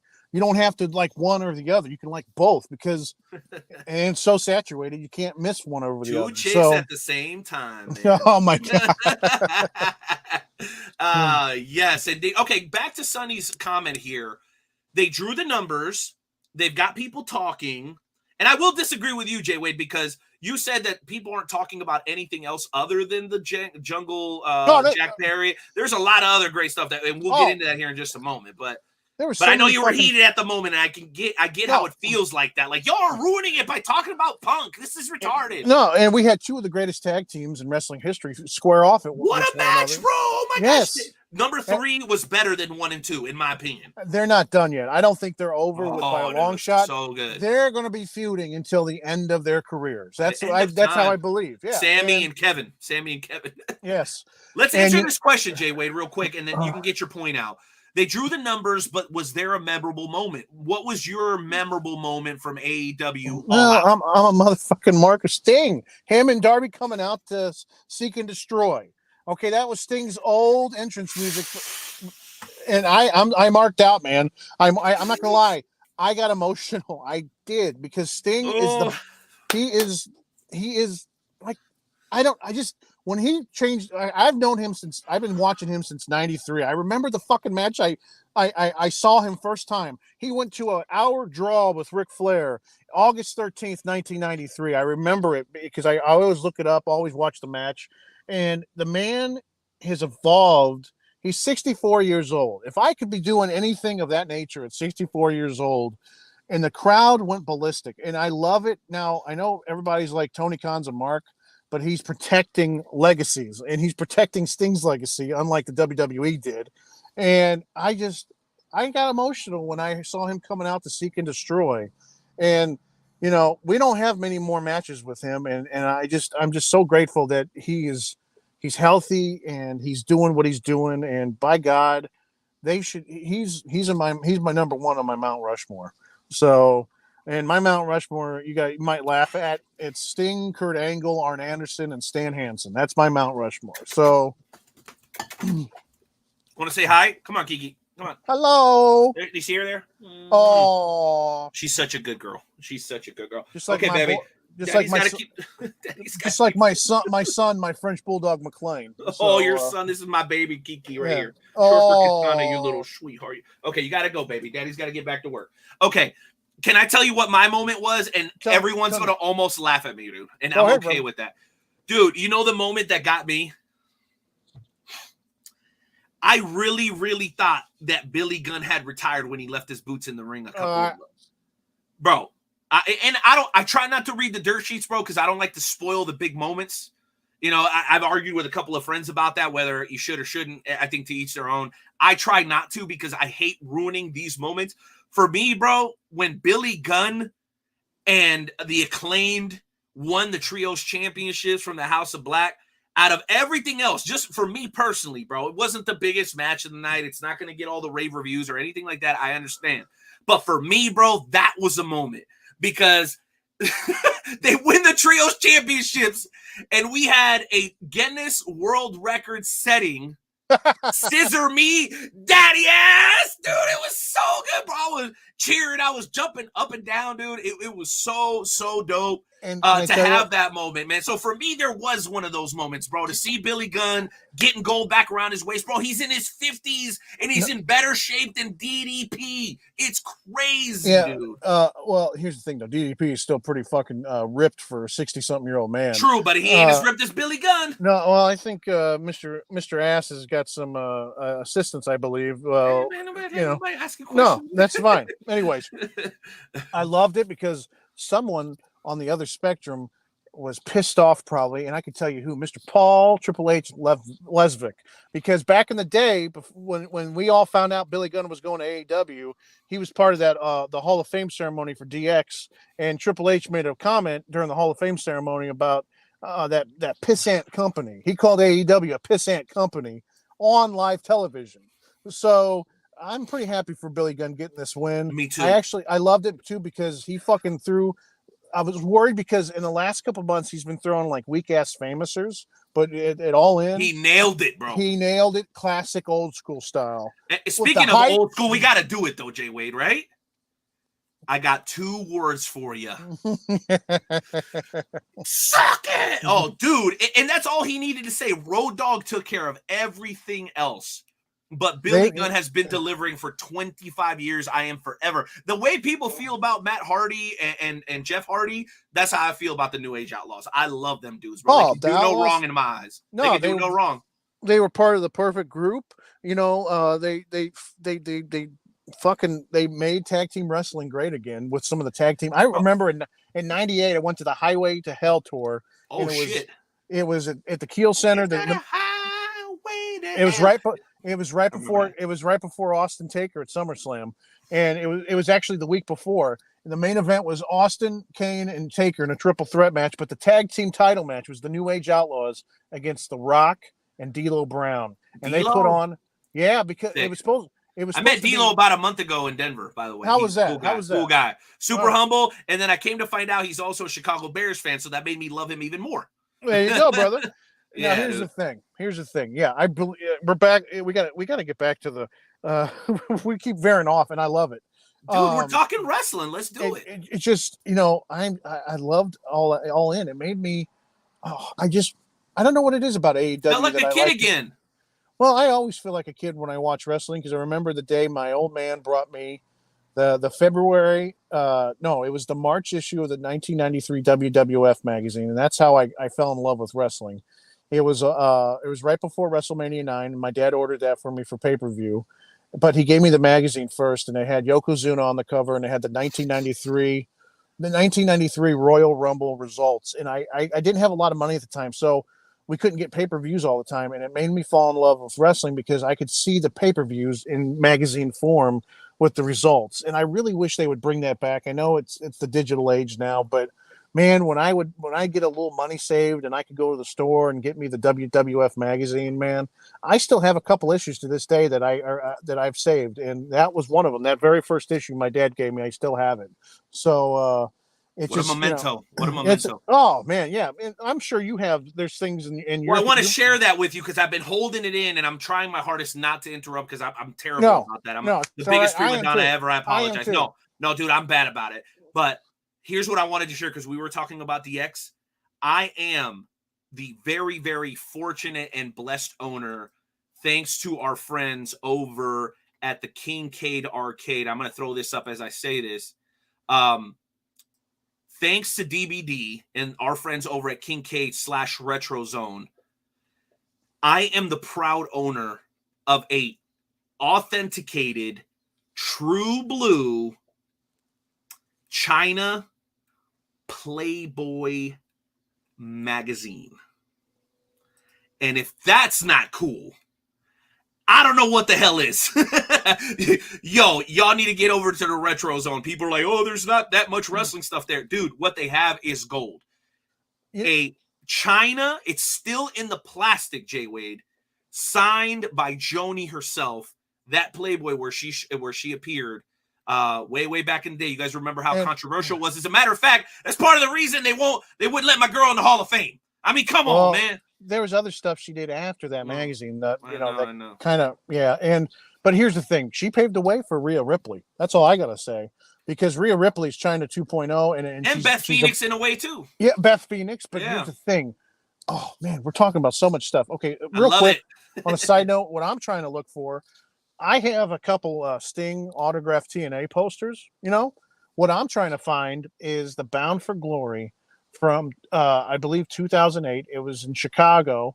It was Samoa Joe against Sting in the main event, but the poster was so badass. It had Sting over the city of Chicago with the bat above his head like he was going to bring it down on someone. And that's the poster I'm looking for. I can't find it anywhere. And if I could find that signed, I would probably pay a pretty penny for it if I could find it. Well, hey, let's put the family to work, guys. If you have run across this particular item of Sting for Jay Wade, please let us know. It's got sentimental value to him. And I have to agree with you, bro. What Sting did this weekend, that's probably number 2. And I wasn't even a big WCW fan. But the way that him and Darby showed up. And by the way, you know who doesn't get his credit? Freaking Swerve. Swerve. Oh, yeah. Swerve, dude. Swerve. Swerve is the man. When they came to Kansas City, it was him. He was kind of like half turning on Keith Lee. Dude, Swerve is the man. I don't care what nobody says. And those guys Sting stole the show, though, yeah. Well, they made him look good. These guys, everybody, I'm so excited. Coffin drop on the coffin. Hate to spoil if y'all haven't seen it, my bad. Fuck them. I'm so bad. No, it's fair. That's fair. This is Wrestle Talk, baby. We ain't playing pulling no punches, okay? I say fuck them like De Niro did in Copland. Have you seen Copland? Of course, man. Come on. Okay, you you remember Colors? No, I've seen that, but let me tell you about Copland. Okay, De Niro's in it. He's a detective that's kind of like wanting to retire, but he wants to solve this crime, and Stallone's a cop who's trying to solve it, but he's messing up. And he comes to De Niro for help, and De Niro's like, no, you said it wasn't a big deal, so we closed it. We got it taken away from us. And then Stallone goes, well, what about? And De Niro goes, well, fuck him. And then Stallone goes, what about this guy? And he goes, fuck him too. And just the way De Niro says, fuck him. So I digress. I've been doing a lot of digressing tonight. Oh, wrestler OGB. Yeah, she's Copland top 10. There you go. Yeah. Oh man, we've been talking a lot, brother. Yeah, dude. And listen, that's what I love about doing the show with you, Jay Wade. Like, you manage my quirky, undirected kind of randomness super well, because you do that too. You can pop here, pop there, pop here, pop there, boom, boom, boom, boom. And by the way, I'm offended because I thought you were going to pop for the China Playboy, but I guess you're not easily impressed. That's okay. I'm impressed, but I have a feeling I have people in my family that may be watching, and I don't want them to be disgusted. So, no, I'm with you on that, because I haven't opened it, and I'm a Christian per se, so I'm not even looking inside of it. Isn't what the value is to me. The value to me. And by the way, she's covered on the cover. Yes. Oh, yeah. For the record, but it's signed by her, and that was a significant moment in her career and in her life. So, what's inside is irrelevant to me. You know what I'm saying? It's about her memory. Here's the thing: when it comes to like memorabilia stuff, I like to mark out, but then at the same time too, I don't, because I know people in my past that used to like hound people for autographs, and it's kind of like mute. It's kind of made me mute on like I love autographs. Like, I have Hogan's autograph. I went to the 1994 Fox Kids Fair. I had a choice of going on the first day or the second day and either get Hogan or Sting's autograph. I wanted to get Sting, but my dad's like, no, you'll like Hulk Hogan more. And to this day, I have that autograph, but I wish I could have got Sting's and met him in person. But that's your guy, man. I know. And my dad's like, no, you'll like Hulk Hogan more. I don't even know who Sting is. My dad didn't. My dad didn't follow wrestling, but everybody knows who Hulk Hogan is. Yeah, of course. So, but no, man, everybody has their memories. What the Sonny, too much information. God. And he said, guys, the opinions of Sonny Mayo do not reflect the opinions of the Wrestle Talk podcast, Jay Wade, or the Night Owl at all. And here's this. He posted something about Sonny. She's fallen from grace. She's going to be facing almost 20-something years in prison for what she's done. And she used to, it's just so sad. She's got more arrests than Nick Cannon has kids. Let's just be real here. It's just so sad. It's so sad how this business affects people. And we see how it, this past week we've lost a handful of wrestlers, and it just, man, this business is so, it's a hard, it pulls your strings, man, left and right. Well, there's no question about it. And guess what? As you're talking, I'm typing.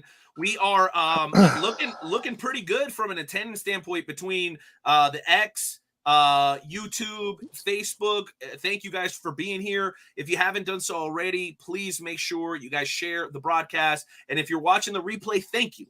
Like, a lot of people that are watching live, they usually get the recognition and the shout outs. But if you're watching the replay a few days after the show, thank you, right, Jay Wade? We appreciate those folks too. We're working men, just like everybody else. You can't always watch the night of the show, but it's always great to be able to go back and listen. So hopefully you guys are enjoying it as well, right, Jay Wade? Oh, I love it. I go back and watch it because I like to see, my reactions with everybody here.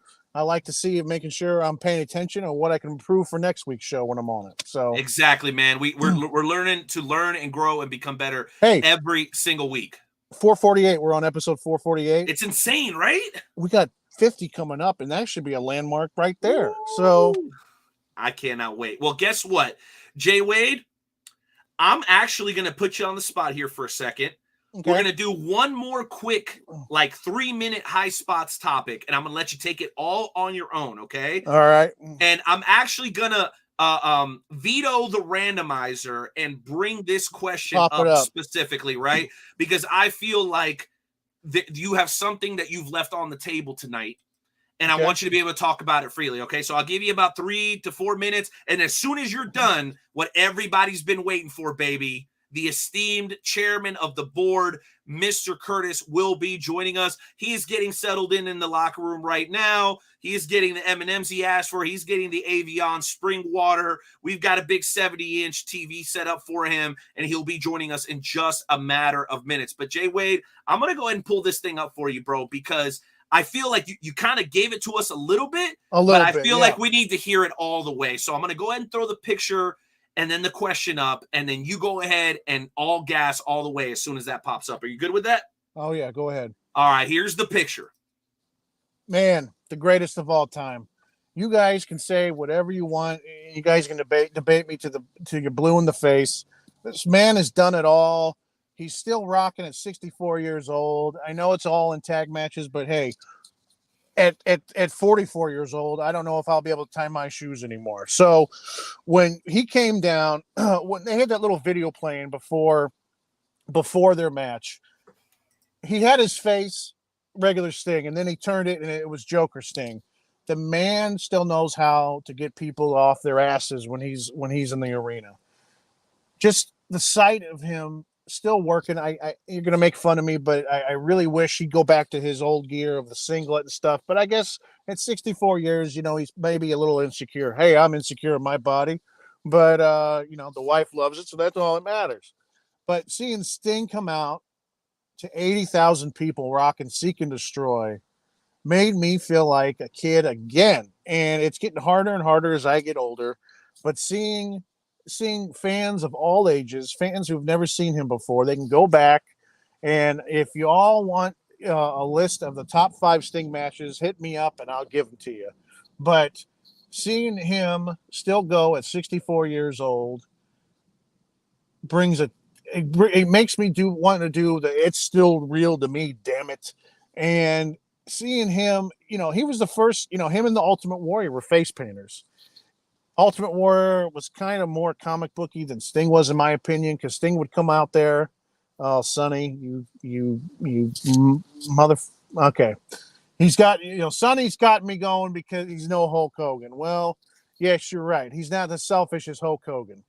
Now, yes, Hogan, was a bigger name, but also Hogan had a bigger backer. What Hogan doesn't have is loyalty, and that's what Sting had, and that's why he stuck with WCW through thick and thin. You guys that are younger need to go back on YouTube and search for Sting from 88 to about 95, and then watch 96 Sting until present. But the man is on the same level as Taker, in my opinion. He just had a different career path. I really wish we could have all got Sting versus Taker at some point, but for what it's worth, Sting is the greatest of all time, in my opinion. Because I'm blue in the face, I'll argue with people about it. He's faced them all, and he's taken them all on. And that picture right there, it just brings me so much joy because the man is still Sting versus Rick Rude 93. Watch Sting versus Rick Rude 94 at Spring Stampede 94. That match is fantastic. But seeing this picture of Sting right here, this shows you how much love and passion he has for the business and how much he's given back to the business. Mr. Night Owl, that's all I can really say at this time. Well, Jay Wade, when I can feel the passion emanating from someone, when we get to talking about guys like Stone Cold that helped change my perception on professional wrestling. When we get to talking about wrestling on a local level, you'll feel me. You'll see me get fired up the way you guys just saw Jay Wade fired up, because these individuals, they changed us. We did a dedication show to Bray Wyatt and Terry Funk on the FWWC. We didn't talk any fantasy stuff. We talked just about what those two guys meant to us. And I kept going back to this, like, dude, when my son was being delivered, I wasn't like, oh my gosh, thank the Lord. I did do that. But when my son was born, the very first thing out of my head, out of my mouth was, oh, hell yeah. Right? So, like, this is a genuine reaction from a dude that's having this moment in his life. And the thing that pops out is a wrestling catchphrase, Jay. Yes. Like what these guys do, it becomes part of who we are. Clearly, Sting did that for you. There's wrestlers that did that for me. And anybody who's tuning into the show tonight has had that effect. Now, somebody that's going to be talking to us about it here in just a matter of moments is Mr. Curtis. He's working on getting his camera set up right now. He's looking for a stationary location where he feels comfortable, and then we'll bring him on. But let me tell you something. It's one thing to be a worker. It's another thing to be a commentator guy and a fan. It's a whole nother thing, Jay Wade, when you're the booker. Yes. And you've got to make the decisions about who those guys are that you're going to put as the Sting of your promotion, the Hogan of your promotion. As much as I hate to say it, the CM Punk of your promotion. So, Mr. Curtis, I know you're working on your camera. I would probably move away from those lights in your background, maybe like have the lights hit you instead of the lights behind you, and then set that camera down. Yeah, that'll be perfect. Okay, I know everybody's anxious because I've been looking forward to talking to this gentleman. Sting Austin as a tag team, that would have been a dream come true. Oh my God. Oh. All right, let me let the dog out real quick. The dog's stuck in the room. Hold on. I'm going to talk while this is going on. Get out of here. Sting and Austin, you got to watch the matches. Sting and Austin had fantastic bouts back in the day in WCW. What I was saying, real quick, Night Owl, Sting and Austin, go back on YouTube. There's like 5 or 6 matches between Sting and Austin fighting for U.S. titles. Well, I would love to see that because I know they could both super duper work back then. Oh my God. All right. It's time, baby. It's time. I appreciate you guys being patient. We were looking more like an 8:25 start, but you know, the chairman, he's got to be presenting himself properly. He is the esteemed chairman after all, Jay Wade. So now that we've got him all set up, I told him, I said, come casual. You're always in the suit, brother. Every time I see you, you're in the suit. The man is one of the hardest working dudes in really the Midwest, if you knew everything that he does.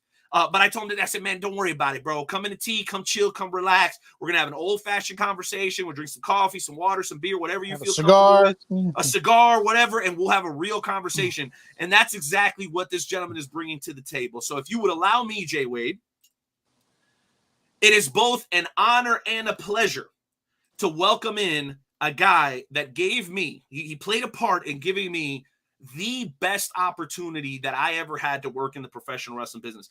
Been to a lot of shows, worked quite a few, but let me tell you something, man. When this dude and his partner said, Night Owl, we want you to come and do commentary for us, I knew that it was going to be a life-changing moment for me. And for almost 2 years, I had the best time that a guy could ever ask for, dude. I got to sit in the best chair in the house, Jay Wade, talk shit, and watch wrestling. And guess what? They even paid me to do it. I felt like I was stealing. Dude, I was sitting in the front row of a wrestling show, best seat in the house, and just doing what I love to do, bro, and just enjoying the entertainment value that these guys and girls have brought to us for so long. I keep reminiscing back to what Michael Cole was saying. You know, Terry Funk, Bray Wyatt, all these guys ever wanted to do was to entertain you. And geez Louise, does professional wrestling entertain, especially when you get an opportunity to work for and with a guy like Mr. Duncan Curtis. So without any further ado, ladies and gentlemen, let's welcome in the chairman himself, the proprietor of XWE, the one and only Mr. Curtis. Woo! Woo! The man is in the house, and I start with a woo because the poster picture that you provided of us, excellent picture, by the way. Thank you.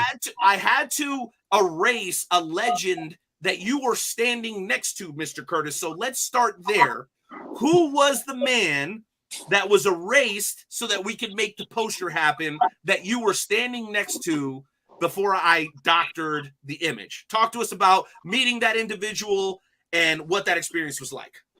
Well, in my opinion, I know we've already heard an opinion from Jay Wade and everything about the Stinger being the GOAT, but I believe that Mr. Flair is the GOAT. Because he himself said that Flair made his career. Am I wrong? No, you're completely right.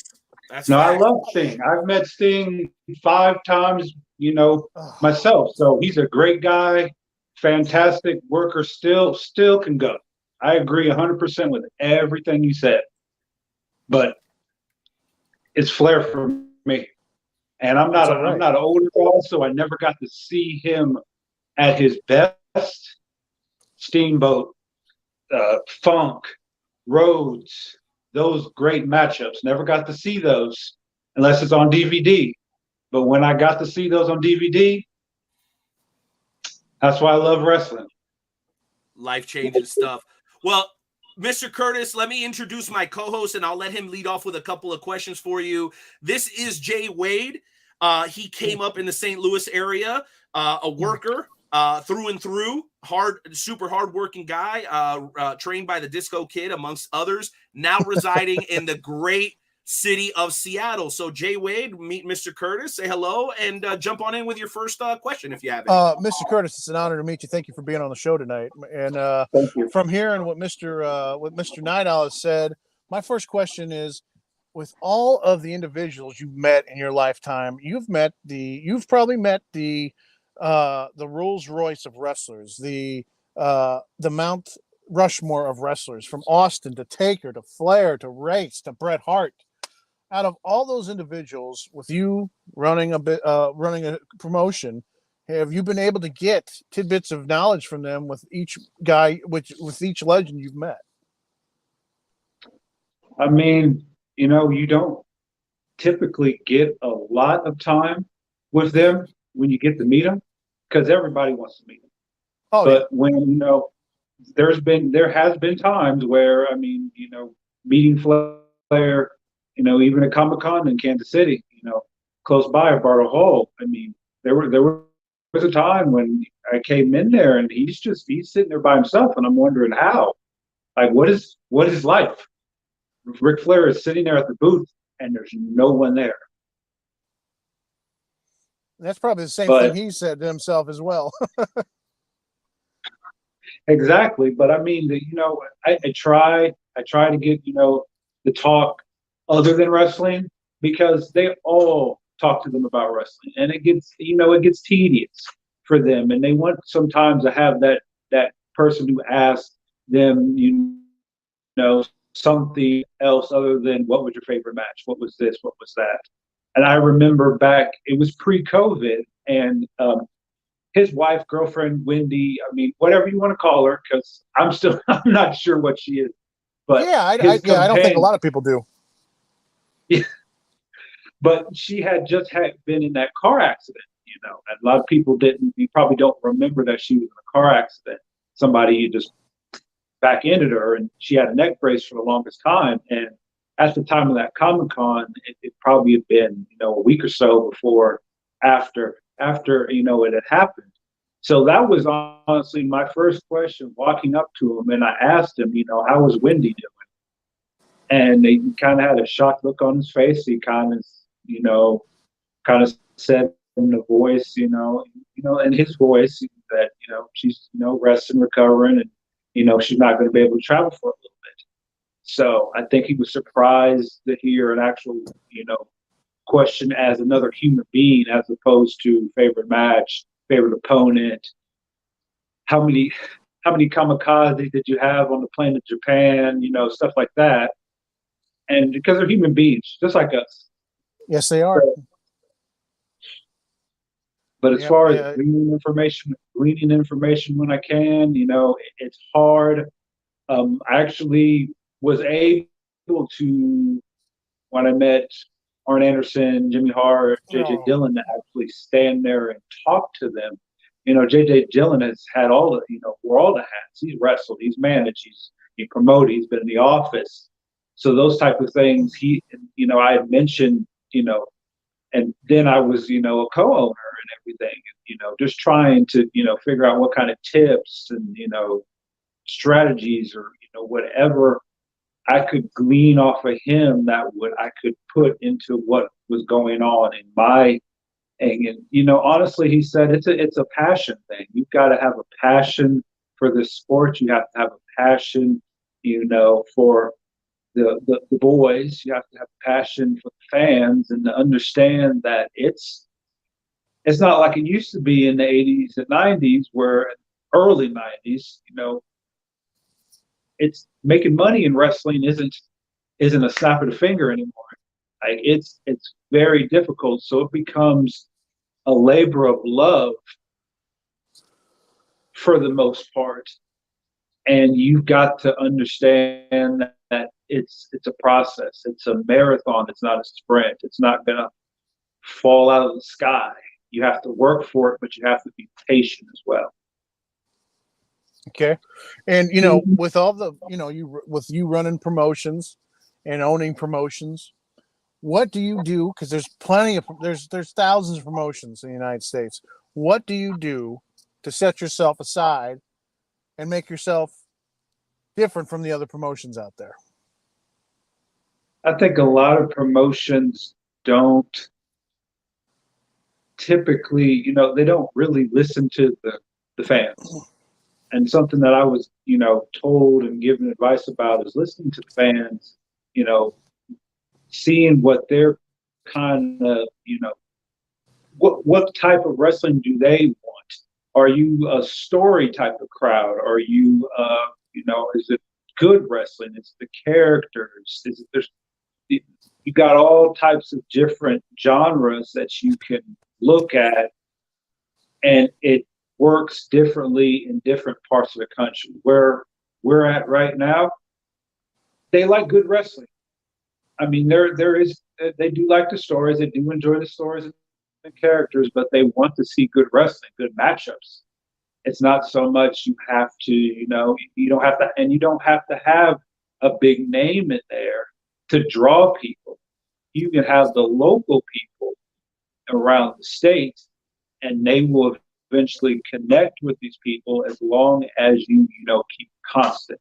So it's consistency, it's listening to what the people want, and it's just taking a step back and, like I was saying earlier, being patient. You have to trust the process. It's going to take time. It's not going to be, when they talk about when you're a kid, what are you going to be in 5 years? Well, it doesn't take 5 years, unless you're a billionaire. 5 years doesn't take, 5 years will get you, television deals and all that stuff. But for independent promotions such as myself and anyone else in the state and around the country, it's more than a 5-year plan. It may be a 10-year plan. It may be a 15-year plan. At some point, Vincent Kennedy Sr. started from a small promotion, and it took 15, 20, 25 years from the finally get, to him getting a television deal, getting, he was actually on the board of the NWA for a time. These type of things. It takes longer than just a short amount of time to make this go. And, honestly, probably the biggest obstacle is the fact that a lot of these states have been burned by promoters in the past. You seem to be knowledgeable about wrestling history. You know as well as I do that every state has had the crooked promoters, the promoters that just stole from the fans, stole from the boys, took off, and were never seen again. So 15, 20 years down the line, those kids, those young adults are now in charge of these towns, in charge of these facilities, in charge of these places that you want to host wrestling at. And they're like, no, I was burned 15 years ago. I'm not getting burned again. And that's why it's so hard to be successful, even on a smaller scale. And it's not any fault of, of those individuals. It's, you don't realize what your actions right now will affect future wrestlers, promoters, companies in the future. So what you're doing is not try to make the same mistakes as the past, but prepare for the future. Yes, sir. Yes, sir. I am curious, Mr. Curtis, how many years has XWE been in business, for those that don't know? in April, it went to its 8th year. Its Fantastic. 8th year. Wow. Its 8th year as it was running before In its current, is it in its current incarnation? in 8 its years? current incarnation. Yes, sir. Yes, sir. Okay. Gotcha. Well, let's do this. Before I jump into my questions, we were having a blast for the last hour and a half or so talking about the world of professional wrestling. Now, I want to make sure you're okay with this. I know as a promoter, you're pretty involved with everything you do, but do you keep tabs with wrestling in terms of WWE, AEW? Do you keep tabs on that stuff? Because I know some promoters are so caught up in their stuff that they're like, what? I don't watch that shit, you know? So I just want to make sure, because we do have another High Spots question left, and I would love for you to join us during that question so we can kind of not only listen to what you have to say, but also kind of understand how you think. Because I think a lot of people have maybe thought about becoming a promoter, but they're like, maybe I don't know.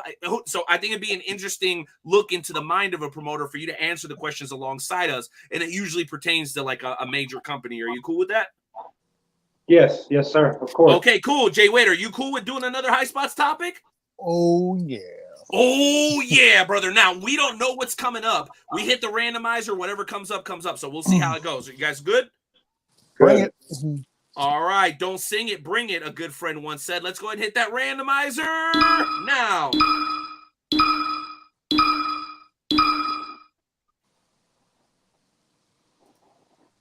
Oh. Ooh, that's a tough one. All right, gentlemen, here comes the question for you. This is a hard one. All right. The question is as follows. Has 2023 had the worst run of losses in recent pro wrestling memory? And for those that don't remember, sorry that we're covering you there, Mr. Curtis. We couldn't find a full-length poster. But you have Bray Wyatt, Superstar Billy Graham, Lenny Poffo. For those who don't know that is, I believe that was Macho Man's brother. Yes, it was. All right. Terry Funk, the Iron Sheik, Jay Briscoe, Droz, and then that last individual there is whom? He was Mantar in the WWF for a little bit. Mantar. Thank you, Jay Wade. Okay, so we do have a guest, so we'll let him go first. Mr. Curtis, is this indeed the worst run in recent memory of losses that we've had in any particular year? The stage is yours. It really looks like it is. I mean, that's some of those guys are, who's who, especially Terry Funk, who, some people consider the GOAT too, for his 50-year run. It pretty much close, if not in the main event, everywhere he went. And, all the other ones, especially as far as your current, someone like a Bray Wyatt, that seems to hit everybody, because if you recall, he came in as Husky Harris, and typically that machine that is the WWE kind of places that character on people, and they're not able to escape it.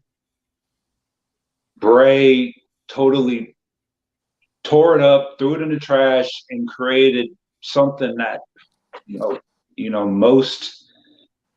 most people couldn't imagine or dream the run he's had, even though I felt he was underutilized still. But as far as your question, yes, I don't think it's close, because with the names on that list, we'll lose a Harley here and others here, but the total group right there and all the things that they accomplished in this sport, and I think it is, and I don't think it's close. All right, let me just pop in and say this with your guys' permission. I just want to give you guys something to compare it to. So, for example, in 2022, we did lose. Let me give you some of these here, guys. Bear with me. All right, 2022, we lost Scott Hall. We lost Antonio Inoki. We lost referee Mickey Henson. We lost Candy Divine. We lost Starman. We also lost. Give me a second. Jean LaBelle, who was 89. So I mean, that's a good run. Respectfully, we lost Sarah Lee from Tough Enough in 2015. We lost, of course, as the aforementioned Scott Hall, and then we lost Antonio Inoki. So now you guys actually have something to compare it to, right? So with that said, Jay Wade, I'll jump back in and give it to you, my friend. What do you think? Is this the worst run of losses that we've had in recent memory, my friend? Let us know. I think this is just the start, because as we get older, we're going to keep losing these superstars, these people we looked up to. When I was a kid, it was so far is the question. Is it the worst run we've had so far? I think it is. I think it is, but it doesn't help that in the last 20 years that we've seen this big run. But this year, by far, we've lost the NWA heavyweight champion. There's only 2 remaining traveling NWA champions that are still left alive. That's Dory Funk and Rick. And because we've lost Race, we've lost Terry, and we've lost there was one other in there, but it just hits hard, and especially hit hard after Terry, how we lost Bray so just out of nowhere. He's a young man. Now, see, they said he passed in his sleep and he had a heart defibrillator. Do you guys believe if he didn't pass, he would have been coming back with that condition? I believe it. Some people do. They're going to wrestle to the day they die. Wrestlers are like samurai. Some of these guys want to die in the ring. Like, that's real shit. I've heard people say that. It just baffles me, because it just and this whole COVID thing, politics aside, it is wiped out. It is emotionally and physically wiped us out as a whole. And seeing how he passed, hopefully, we wish it could have been prevented, but we've lost Billy Graham, we've lost Terry Funk, we've lost Laney Poffo, Draws, who had a horrific accident in the ring. He could have had a fantastic career ahead of him. This year it's just one after another on the chin. Well, there's no question about it. It's really, really tough, and I'll say that I have to agree with you, gentlemen. Up to this point in recent memory, this is the worst stretch that we've had. I mean, you're talking about legend after guy that could be in the GOAT conversation, like Terry Funk, and Bray Wyatt. I mean, how many years of incredible content did he still have left? I mean, we were all just waiting for him to kind of come back fully from the heart condition and see what he had to offer. And as much as he did, gentlemen, I believe that he only scratched the surface of what he would have potentially done in the business, especially now that Paul Levesque is in charge a little bit more than what Vince is. So who knows? Who knows what's being left on the table by the demise of Bray Wyatt amongst the other group that we've been discussing. So as tough as that was, and I hate to be the one that brings it up because the randomizer is the one that dictates it, but damn, R.I.P. to all the legends, man, that have left an indelible mark on all of us. Real quick. Go ahead, bud. We've been blessed, though, with what they gave to the business. Amen. I absolutely agree with that. Mr. Curtis, any closing thoughts on that high spots question there? As far as we do have one more traveling one, Tommy Rich is still with us. Yeah, he's still with us. I really don't put him in. I should put him in there, but I just because of the length of time. That's why. Yeah, he didn't have it too long. Hey, I got a chance to meet Tommy Rich last year at Cauliflower Alley Club, and he was a gentleman. And by the way, guys, CAC is going on right now in Las Vegas. It is. So if you didn't get a chance to go this year or last year, make sure you start making the plans to take your ass to CAC next year. If you really love the business and you love the OGs of the business, you got to go out to the CAC at least one time. And if you do, you tell Brian Blair and Herb Simmons that the Wrestle Talk podcast sent you. Okay? That's right. Deal? Yes, sir. Okay, perfect. All right, Mr. Curtis, it's time for me and you to get into the bullpen, my friend, because we've got a couple of things to discuss. So you with me? All right, let's do it. Okay, so first things first, I have to ask this, and it's a little selfish. You and your partner a couple of years ago decided to give a loudmouth kid from the South an opportunity to do commentary for XWE. I've never had a chance to ask you this. Whenever we've seen each other, it's been all business. You're busy, I'm busy, we're getting stuff done. But what was it, I'm curious, that gave you the confidence that giving myself an opportunity to sit with Rusty Rex, amongst others, at the commentary table was something that might make sense for a flourishing at the time XWE? You guys were putting 300 plus in the building every single time back then, like you are now. What was it that gave you the confidence to give this kid an opportunity? I'm curious. It's your energy. It's what you're doing right now. You're projecting your love for the sport, that fervor, that just seems to keep going and going and going. You have an energy about you, and that energy is the kind of thing that I want, around, because, we've talked, and I know you've had your things that you've had to deal with, and I always, keep the door open for you to, come back and be a part when you're ready to, when you're able to, you got business to take care of, and I definitely respect that. But, good commentary is difficult to find, because anybody can sit in front of a mic and arm drag, power slam, blah, blah, blah, blah. And nobody wants to hear that on the video. But with you, they want to listen. They want to, even if there was no video, if they just had the audio, they could see what was going on. They could feel it. And when they can see and they can feel it by your voice and your energy, then why wouldn't anybody want you to be a part of that? We'd be a fool not to give you an opportunity to, to spread those wings out and, do what you do best, do what you enjoy, and do what you're good at. I think that's the thing that a lot of times that happens with people. They're not allowed to use their gifts as much as they should. And then they kind of take that to heart and, wonder, are they really as good as, or as talented as they think they are? No, you are as talented and more than that. And if that's anything that would inspire you to greater heights, you used to not have this podcast. This is something that, that you've built too from the ground up, and it's difficult. I understand. But you know that it's a process. It's a process. It's a marathon. It's not a sprint. It takes time. And, and for a time you had that layoff with this.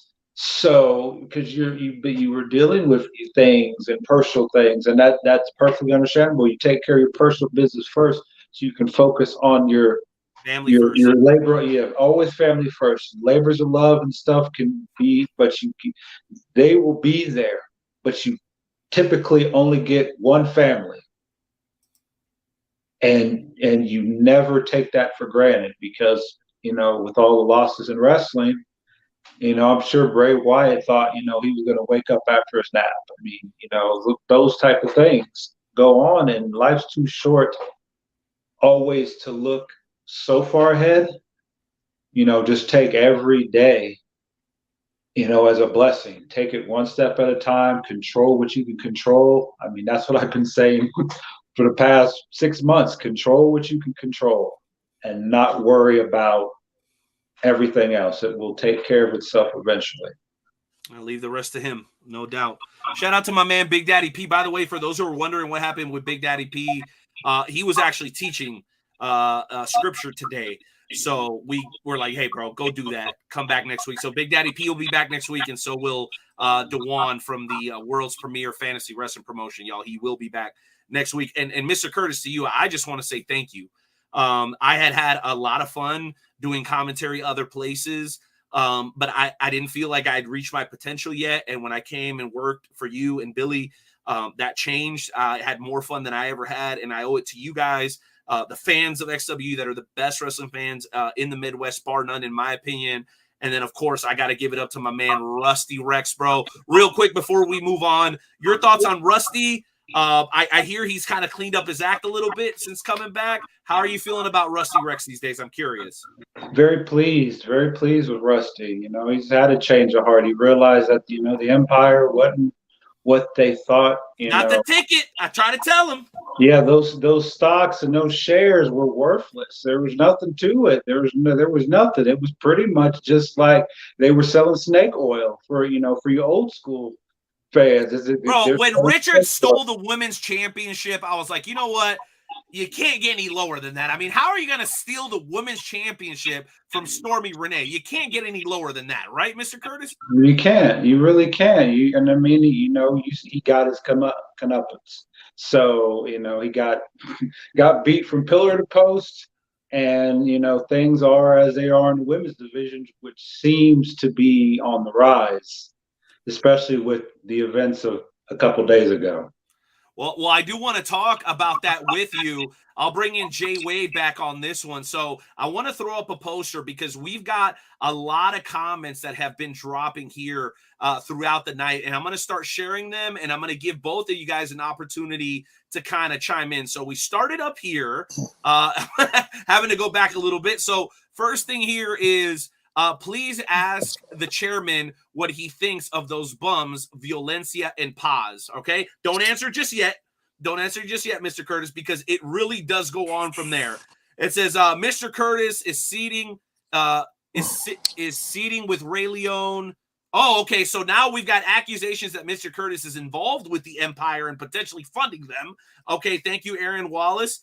Illustrious Ray Leone, Bruisador. Your boss is here. Oh my goodness. Ask him when he's going to give Violencia and Paz the tag titles. And then we get a response again that says the Empire is here and is not your time. Violencia says it's always our time. Okay. Bruiser kicks animals when people aren't looking. Guys, it really goes on and on here. Bruisador eats a bowl of cereal with a fork. Paz eats spaghetti with a spoon. Then Paz is making threats. I mean, you guys are getting the gist of what's going on here. So, Mr. Curtis, I say all this, and I'll keep putting those messages up as we go along here. What the hell is this Empire plague that has infested, I should say, the XWE and the KWA for almost 2 years now? We haven't heard you speak on it a whole lot, but now people are asking questions and they want to know, why have these guys been allowed to practically run roughshod over the KWA and XWE? People are, I guess, from what I'm reading, they're kind of holding you accountable to a certain level, because you ultimately, the buck stops with you, right? The KWA and XWE. So there's a lot there, but what is going on? Why has this been allowed to continue? Are you behind some of this Empire stuff, as people are alluding to? Just talk to us about the whole damn thing, because as you can see, once this topic comes up, people start losing their freaking minds. Mr. Curtis, it's all yours, my friend. I mean, honestly, I see it and I kind of laugh about it because, you know, it's the same old song and dance, it seems. And, you know, they do what they do. And every time they seem to think that they've got the upper hand, you know, something happens and they don't. And they don't. I figured by now they'd realize, okay, you're just not going to, you're talented, you know. People know that. You're capable of better things than what you were doing. And yet every time, you know, you get on this little roll or this roll that you think you have, you end up, you know, hitting a brick wall. And I mean, how many times do you run into a brick wall before you realize that it's not gonna work that way. It's not gonna work that way. So, you know, all the little games. You mentioned the whole women's title issue with Dick Richards. Well, see what happened with that. Stormy Renee has her title. You know, she's taking care of business. It's, you know, possibly the best women's wrestler in the entire women's. So, you know, that gets handled. You know, they got destroyed in the steel cage last year when they had a chance at War Games. So every single time that they do this, they just don't understand that at some point you're going to make too many enemies and it's going to overwhelm you again. So you're saying you feel like they've been held accountable then? They've been held accountable and they can act like they don't get opportunities, especially Angela and Marco. You just had another opportunity to tag championships on Saturday, and you didn't do the job. You attacked JK Pop from behind, and you still couldn't get the job done. So maybe it's not everybody else. Maybe it's you. Maybe it's your fault that you're not succeeding. And speaking of a common denominator, Jay Wade, you and I were talking about this earlier when we were talking about Punk. These guys happen to be involved with a lot of shenanigans, Mr. Curtis, and they want to blame everybody and their mama. Okay, but it always seems that they're right in the middle of the controversy. Am I right? Yes, sir. Yes, sir. So, yes, sir. Jay Wade, before I let you jump back in here, and Mr. Curtis, I do have a few more questions for you. I do want to talk to you about Showdown, because we've talked about what happened at Gold Rush, but we've got Showdown coming up, and I have to know. I see a couple of young men there at the front of the poster that I'm very, very intrigued by, and that is the Rebel Hearts. I know you can only share so much, but are we going to potentially see a little bit more of Violencia and Paz, a little bit more of the Rebel Hearts in the mix for some sort of tag team gold? Or, what are you able to share with us pertaining to what's going to happen at XWE Showdown coming up here very, very soon at the Salida Fieldhouse? Well, honestly, they've had their opportunity, Valencia de Paz, and, it's almost back to the line for them because there's a ton of good tag teams. We might have the best tag team division in the Midwest, honestly. You got the Knockout Kings. You got ACF. Can you say that one more time for me, Mr. Curtis? You said they're going back to the – I'm sorry, one more time? I couldn't hear you clearly. You might be going back to the back of the line. Got him! Got him!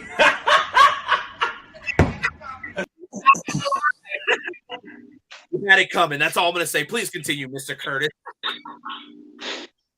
Yeah, you got ACFC, you got the Knockout Kings, WMD, Leo Fox and Kurt Gannon have expressed interest of becoming wrestlers of mass destruction, frequently seen on the NWA. We actually had one half of Wrestlers of Mass Destruction on just a couple of weeks ago, right, Jay Wade? Oh, hell yeah, we did. Yeah, the Suplex Machine. Suplex Cyclone.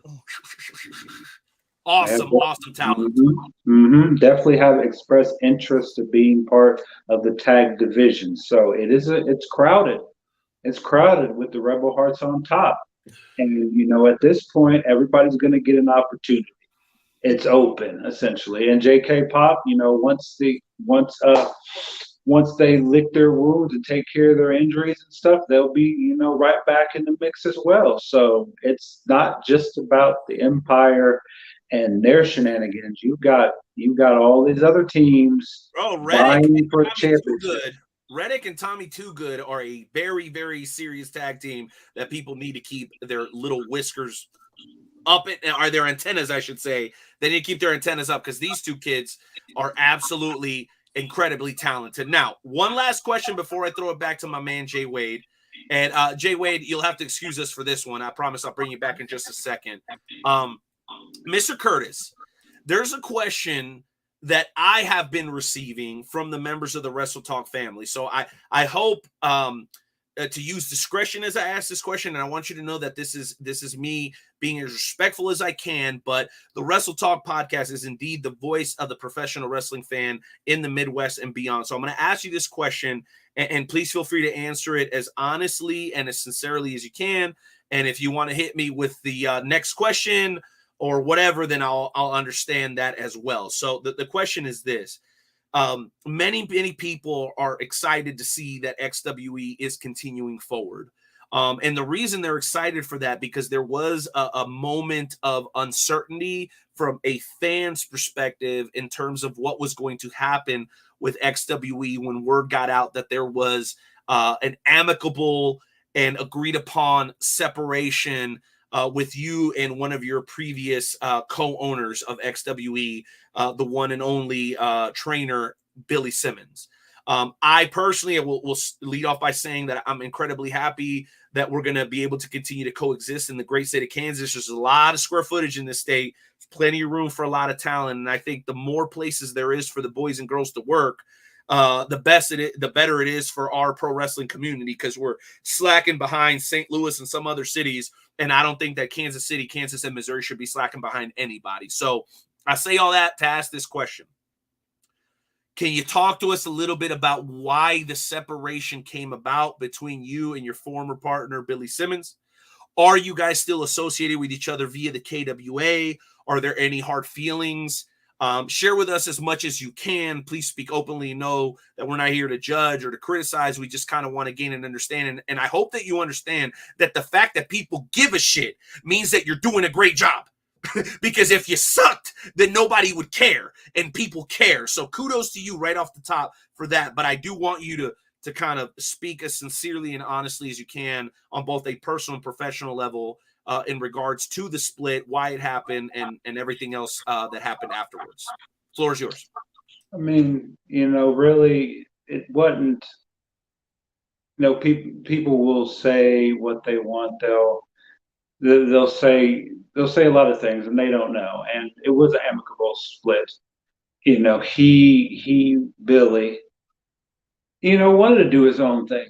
He wanted to, spread out a little bit. He wanted to, he wanted to really, to do his own thing, kind of, spread out. He had his own vision of things. And while we agreed on a lot, most of everything, there were some things that we didn't, see eye to eye on. And it never came to blows. It never came to heated arguments or anything like that. It just, there's a difference in philosophy. And, with that being said, funny you ask, because he did message me Saturday and wish me well at the show, for the show and everything. And in previous conversations we've had, especially before the Leavenworth show with his brand HCW plug, and that you were a part of with the hot tag, I-70 hot tag. I mean, I've wished him well the whole time, and everybody I've spoke to, that knows him or is close to him hears the same thing from me. I hope he does well. I hope he is finding what he's looking for. I'm hoping he's achieving his dream. His vision seems to be used so much, but that he's achieving those things. So I want him to do well. I want to see him succeed. And the state is big enough for everyone to have their spot and to succeed. And, that is the key to this. And that's what wrestling has not, been, since Vince McMahon basically took over everything. All the territories. It seemed that, and with all the territories, Jim Cornette said it best, wrestling a national like it is, where there's just one, now two, but when it was pretty much one, was pretty much a monopoly. It just doesn't work. The regional type of wrestling, where you've got all these promotions, you've got all these opportunities for the workers and the fans, because at the end of the day, the two groups that matter the most are the workers and the fans. Because without those two groups, it doesn't matter what I do, because I've just got a storage room full of stuff that I can't do anything with. I can be replaced. Anyone else can be replaced as a promoter, as an owner, or anything, but it is very difficult to replace good wrestlers, good people too, because that is also hard to find. Good people in wrestling, because wrestling is cutthroat. Then the fan base that is behind that promotion or that group of promotions. And, segueing back to what I said earlier on how these states have been burned in the past, those fan bases are, they're not They become sure. jaded. They become jaded. They're not sure, and wrestling isn't as popular as it used to be in the 80s and the 90s. It's a fact. It's a fact. Even 5 to 6 to 7. I think that's turning, though. We were talking about this earlier. It is starting to shift, and AEW was a small window into what I think. It's just my opinion. Yeah. I think we're entering a new area, a new renaissance. I'm calling it the Platinum era. I explained that in the first hour, but I'm with you. But I think it is starting to turn, which is a huge positive. And it may be starting to turn some, but as you recall, back Attitude Era, you're getting that was 5, the peak. 6, that was the peak. 5, 6, but the problem with that with the peak is that they hot shotted. Right. Russo and that name comes up a lot. I know Vince Russo that he did. Right. They hot shotted the business to death and desensitized, the fans. Quick buck. I do have a follow up. I do have a quick follow up for you. I don't mean to sidetrack here. So my follow up, and then we'll move on. Is do you believe that the concern that losing Billy because of his background as a trainer, that in a way hurts the legitimacy of XWE as one of the top promotions in Kansas? Because many people would argue, and I've heard people say this, Billy Simmons was the heart of XWE.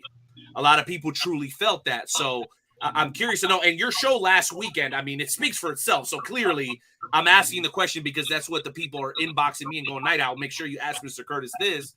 Do you have any fear that the disassociation with Billy may hurt the reputation of XWE and the credibility? And then also, what does that mean for the KWA? Is Heartland Championship Wrestling part of the KWA? Is it not? Talk on that a little bit, if you don't mind.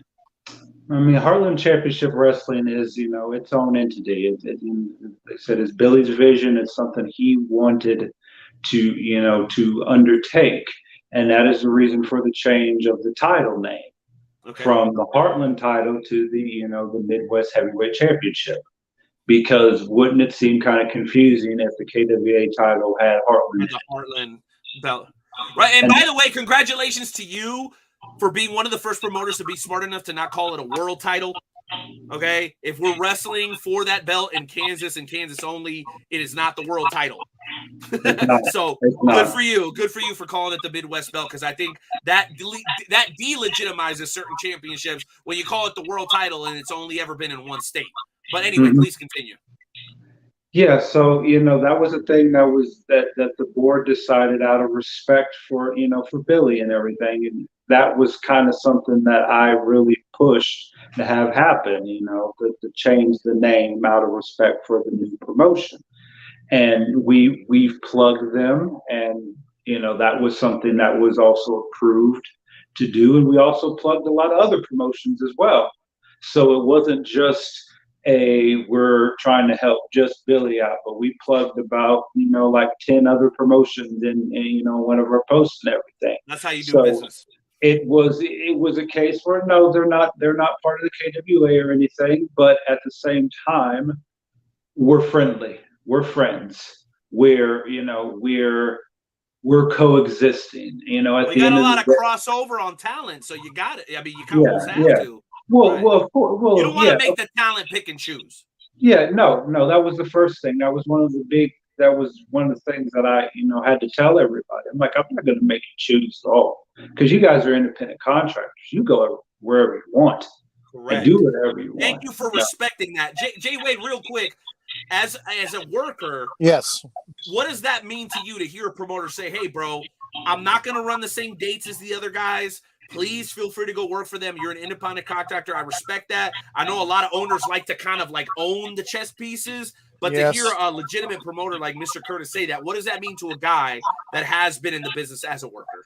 It means a lot, because you give that guy the freedom to be able to go out, spread his name. When he comes back, it may make his name stronger for that promoter. So getting out there, getting the reps in, Because if you're only working for one promoter, you might only get a chance to wrestle once a month, maybe twice a month.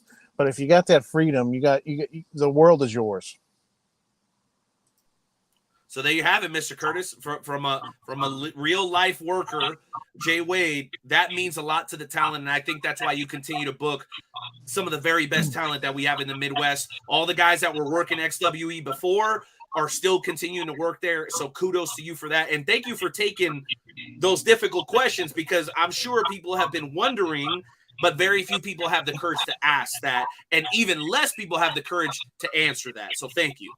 Yeah, you're welcome. And I didn't really answer the question about, does it, kind of delegitimize everything, everything that goes on. I don't believe, trust me. I mean, he's also a friend of mine. Billy is also a friend of mine. So it is not like I lost a partner. I lost, I could still talk to him whenever, but he's busy and I'm busy. So, we had that friendship, we had that bond, and it doesn't delegitimize what's going on, and not just because of what we were able to do a couple days ago. I mean, but him being it's not like he's not getting referred to for people that reach out to us to go train. There are 2 training facilities in Kansas, 2 legitimate. I'm not sure which side the KCXW training is at, if it's on the Kansas side or the Missouri side, but I know there's a very good one in Junction City, and then Billy's down in Hutchinson. So there's 2 great training facilities that are available to anybody, who is wanting to learn. I guess it just depends on what part of the state you're in. And, honestly, it doesn't, it really kind of, it's kind of opened it up to show everyone, even though he's not here, that doesn't mean the world's over, because there's a lot of things that I have kept in place that he helped build, and that's a matter because he knew what he was doing. I always, was we had our separate, things that we did that we were good at. And I always respected that. I didn't, quote unquote, Vince McMahon and bully him as far as booking and, all these other things. If he booked a card, that was his, that was his card. If he had questions and he wanted to ask me about it, of course I answered. But, when you give people the opportunity to use their strengths, as we talked about before with you, use their strengths to let them do what they're good at, then, that you've seen the success. So, and that success continues even though he isn't there, because a lot of the things that he installed in, I kept. Well, you're proven, Mr. Curtis. You guys are proven. Yes, you're a proven entity. 8 years, you set it out to jump. Yeah, I would be a fool to try to change everything just for the for ego or anything. No, just to spite somebody. That's no, stupid. I wouldn't try to spite anything, and spite a friend. You're never going to get any negative connotation from me or the brands that I'm, affiliated with at all. I'm happy for him, and I hope he succeeds. I hope he, finds what he's looking for, and I hope that at some point we do have a collab. We do, have something again, and people would love that, and I guarantee you it would, blow the roof off. But I go to that show. At this point in time, we have to respect each other's boundaries. We're both trying to build things. We're both trying to maybe not reinvent the wheel, but reinvent how redefine yourselves, maybe a little bit. Yeah, maybe that is the word. That probably redefine what we're doing. So there is that degree of separation, so people can look at his brand as its own, and look at my brand as its own. And I think you're accomplishing that. I really do think you're accomplishing that. Enjoy both of them, and just enjoy wrestling while we have it in Kansas with all these promotions. If you can't enjoy that, then you shouldn't be part of wrestling. Bro, just promise us you will run on the same day. Don't make the fans choose. Hopefully, if you guys are still having communication, and I'll throw it back to Jay Wade here, just try not to run on the same day because it's not fair to the fans. We won't. That's all I'm going to say from a fan's perspective. We won't. Hey, I won't. I won't do it. I won't make them choose. I'll move a date. I'll do what I have to do. Because it said if there's no fans, then what are we doing? And you have a beautiful venue, by the way. That Salina Fieldhouse should be filled up like it was this past Saturday every single time. I appreciate that, Jay Wade. I want to let you jump back in, buddy. This has been such an amazing interview. I feel like I've hogged it a little, and I apologize to you. No, I'm a fan still when it comes down to it. And hearing his views on independent wrestling and his views on how a company should be ran and how you should respect other independence promotions, I really, really appreciate you being on here, Mr. Curtis, and explaining that. When it comes down to it, do you think it's a good idea to have these multiple promotions running so it gives fans a taste of everything? Everybody does everything different. I think, in my opinion, and you correct me if I'm wrong, I think it's good to have like St. Louis right now. Like when I was working back in the day, full time from about 2004 to 2012, and then 12 to 18 sporadically, it didn't seem like there was many promotions. But right now in the Midwest, St. Louis region, it seems like there's a promotion running every weekend. Oh, we're blessed, bro. I think we all are. And I think it's not a bad thing because it gives fans an option like AEW, WWE, WCW, NWA, Ring of Honor, all those, Lucha. It just, in my opinion, in your opinion, sir, is it a good idea that we have all these promotions so everyone has a different taste of what's out there? Yeah, they have to because each location, each town, has a different flavor. Some people like that hardcore stuff. I don't, but certain places do. Certain places are more story driven. Like I know in Nebraska, Brian Blade's promotion up there, MWA, they're more story driven. He doesn't, run a big roster, but they're in tune with the story that he has brought to them up there in Nebraska. And like I said, here it's good wrestling. It's good wrestling and it's good characters. Stories are, they like the stories, but as you know, not every wrestler can have a story.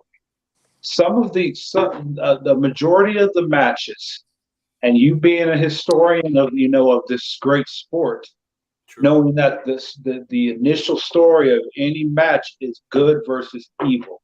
Oh. That is the basis. Yes. Of it. And I think that may have changed this past weekend, Mr. Curtis, and we're running low on time. We've only got a couple of minutes left, but dear goodness, did we see that change at AEW in London? Listen, we've only got 3 minutes, so I want you guys to weave your answer about that as we close out tonight's show. We're talking about the epithets of a pro wrestling story is good versus evil, but it's changing. We are entering, gentlemen, the platinum era of professional wrestling. So as we close out tonight's show, I'm going to ask you guys to kind of take a big deep breath and give me a strong finish. Are we seeing a new age? And as a promoter and a worker and as a fan, as a podcaster and as a commentator, how are we feeling about the next 5 to 8 to 10? Because I think we, the 30, 40-somethings, are actually the guys that are going to dictate how this business moves forward. We have it in our hands, ladies and gentlemen. We have the whole pro wrestling world in our hands. Us three and everybody else who's a part of the Wrestle Talk fam.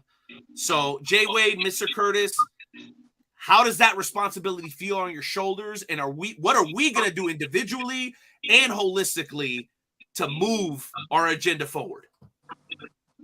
Who wants to take it first?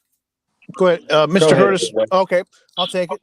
So, it's always going to be, I believe, for to the end of time, good versus evil. Okay, we just haven't seen it yet. Okay, so MJF and Adam Cole, they're buddy right now. But I am biting my nails to see who is going to be the main snake in the grass villain here, because these two men are, the crowd's loving their hugs at the end of each match, when they're tagging, when they're doing double clothesline. But let me tell you this, these two right here are some of the best villains in the business today. And they're just, I just don't know who they're going to pull the trigger on. And it's going to be that much heartbreaking when one turns on the other. Okay, and Jay Wade, I don't want to get this misconstrued. No, I wasn't specifically asking about okay. Okay, so here we go again. I understand the question. Hey, you're the criminal defense attorney. You got to keep up with me here. Okay, well, hold on. I'm not an attorney. Okay, I'm an investigator. You're the PI. I'm the PI. Don't you're tell adjacent people. to the attorney. You're adjacent. Don't tell people I'm an attorney, because I can't even tell you most of the laws of the state of Washington. Okay. Yo, Jay Wade's a smart guy, Mr. Curtis. He is. So let me try to wrap this big balloon into a small marble, okay? It's always going to be good versus evil. I don't care what you say. Is that going to be the driving force moving forward, Mr. Curtis? Or is it just whatever the F entertains us? Because it doesn't, I'm not saying it's not that. What I'm saying is it doesn't always have to be that. And they just proved it. No, they just don't. Proved it. So a booker like Mr. Curtis now can take a blank sheet of paper and just create, instead of being like boxed in by this crap from 80 years ago where it's got to be this versus that. Like, I think, dude, I wish I was a booker. Like, that's got to be the coolest job in the world, right, Mr. Curtis? Like, you are a booker. You booked the show. Oh, dude, yeah, but not like Mr. Curtis. Well, you seen it for yourself in the main event a couple nights ago. I mean, there has never been a women's main event in any recent memory. And with Rusty, I've got a historian, of Kansas wrestling, and it's been done. So breaking that mold is, definitely possible. It doesn't mean it's going to work everywhere. That's the thing you got to understand. It's not going to work everywhere because, as we said, different parts of the country like different things. There are different niches. There's so many variables in this sport, and that's why I love it. Anything's possible, but you got to know your audience. You can't just spring something on them like that. And it worked. It worked in, that's in the UK. That may, and it has worked, for AEW right now, because they're trying to separate themselves from the other side, with Roman having the title for 3 years and that whole thing. And who knows who's on the board of directors, and Vince McMahon going to turn into a robot because he had the surgery and all these other things. AEW is trying to get themselves away from that. And that show, even though I still don't think Tony Khan is a great booker, and he should have allowed Bret Hart to be part of as an agent, and saying no to a Bret Hart is ridiculous, because he would have taught everybody in that locker room more than they could ever probably remember. Bret Hart has probably forgotten. That's right, Jay Wade. Unlike this asshole right here. Wait a minute. Unlike this. Wait a minute. Why am I getting? I know you changed your tune this show, but a couple of weeks ago, you big baby, you sounded just like Sonny Money. No, and now you gotta eat some crow. I'm not eating crow. I just like it that he's back, because we need guys like him. We need guys like him that can have matches with him, with Danielson, with Samoa Joe. It brings you back to those days. I wish. Oh my God. Go to hell, Renee. No, you know what we need? We need more of this. Oh yeah, 7 weeks. Oh no! I'm just kidding. No. Just kidding. So I want to wrap this up in a very, very simple way. Mr. Curtis, the stage is yours. Our platform is your platform. Please, give us the elevator pitch as to why people should make it a point to go out to XWE Showdown, sir. Please take it away. Give us all you got. As you know, as we've always had on our, we put on our pages, it's the premier wrestling company in the Midwest, and that's not a knock to anybody. We just have, we've been consistent. You've been a part of that, so you have seen that level of consistency, for years. And we've got some of the best talent going, and the fact that a lot of it is local is a great thing, because the more local talent you have, the more people, locally see that, and the more people want to see, hey, he's one of us. Hey, she's one of us. Let's go see that, knowing that Kansas can produce great wrestling as well. And that's what XWE does. That's what the KWA does. We produce great wrestling. And that's what the fans want. They want great wrestling. They want characters. And they want a place to get away from their lives, even for a couple hours. We had a sponsor last year. She made a long post about how our shows, took her away for a couple hours from all the stresses, all the the pains and everything in life, and brought all the different groups, racial groups, young people, old people, middle age, kids, all. I've witnessed it. You witnessed that, and that's what we're trying to do, and that's what we're trying to build. And don't let guys like this stop you, Mr. Curtis. By the way, I know there's a lot of accusations slung. People are even implicating you having to do something with these guys, but clearly you've cleared your name today. Just don't let guys like this hold you down, because Violencia and Paz, I think they stand for everything contrary to what you and XWE stand for. That's just my personal belief. Mm-hmm. They're too talented to be how they are, but yet they are how they are. And you've seen shimmers. You've seen shimmers of possibility that they could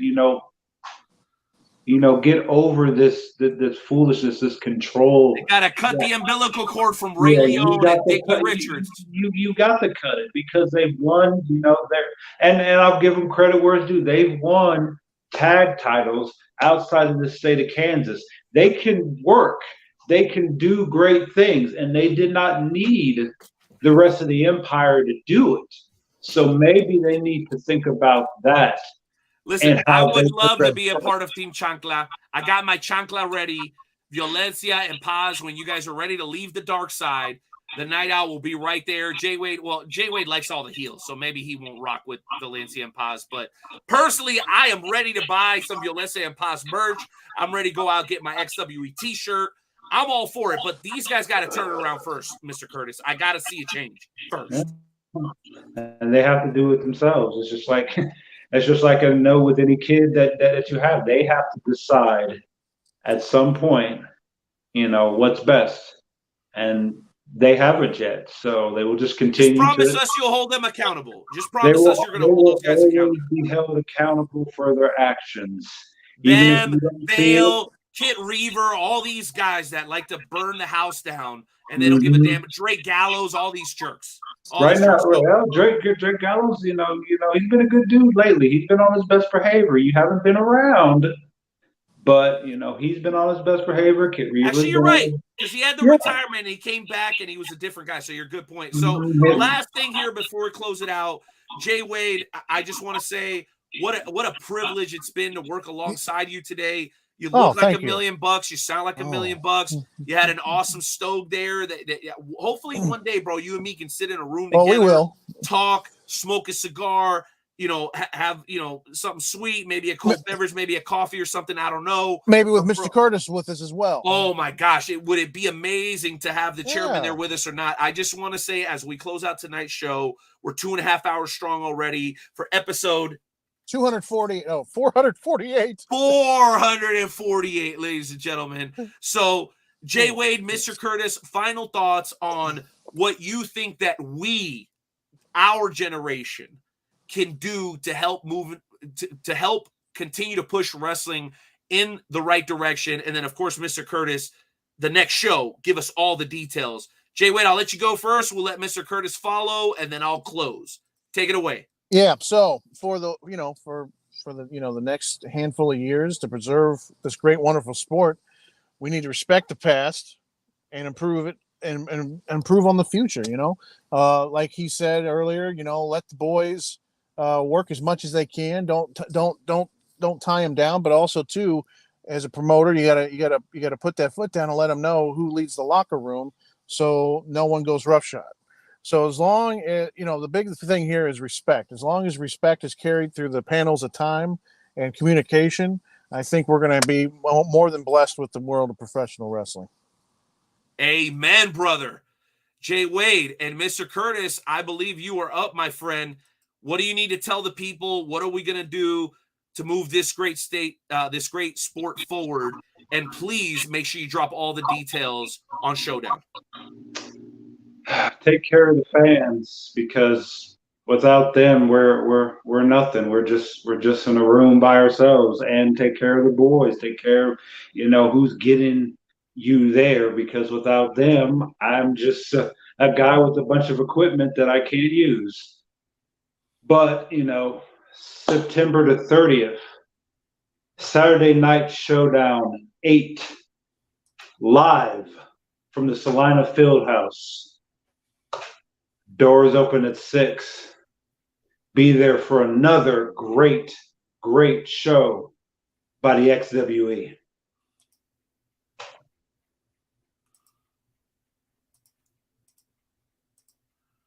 Well, Mr. Curtis, all I can say, and I'll bring Jay Wade in for this as well, is thank you. Thank you for giving us an entire hour of your time, an hour and 20 minutes or so, just for the record.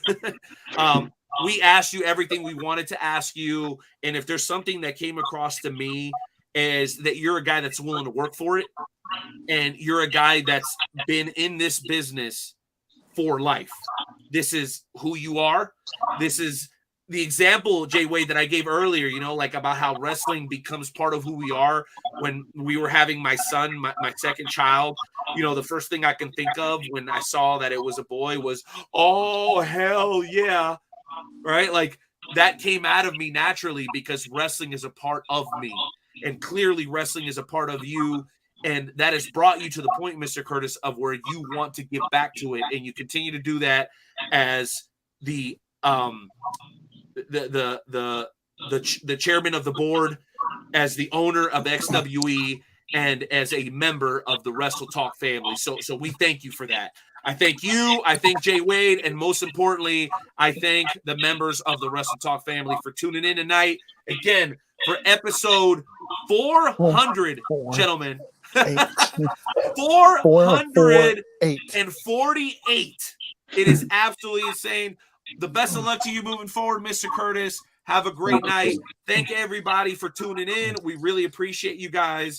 And more than anything else, please stay healthy, take care of yourselves and your families, and we will see you here next week for episode 449 of the WTP. And remember, guys, whenever you tune in, we're going to do one thing and one thing for sure. We're going to talk wrestling. Have a good night, everybody. Peace.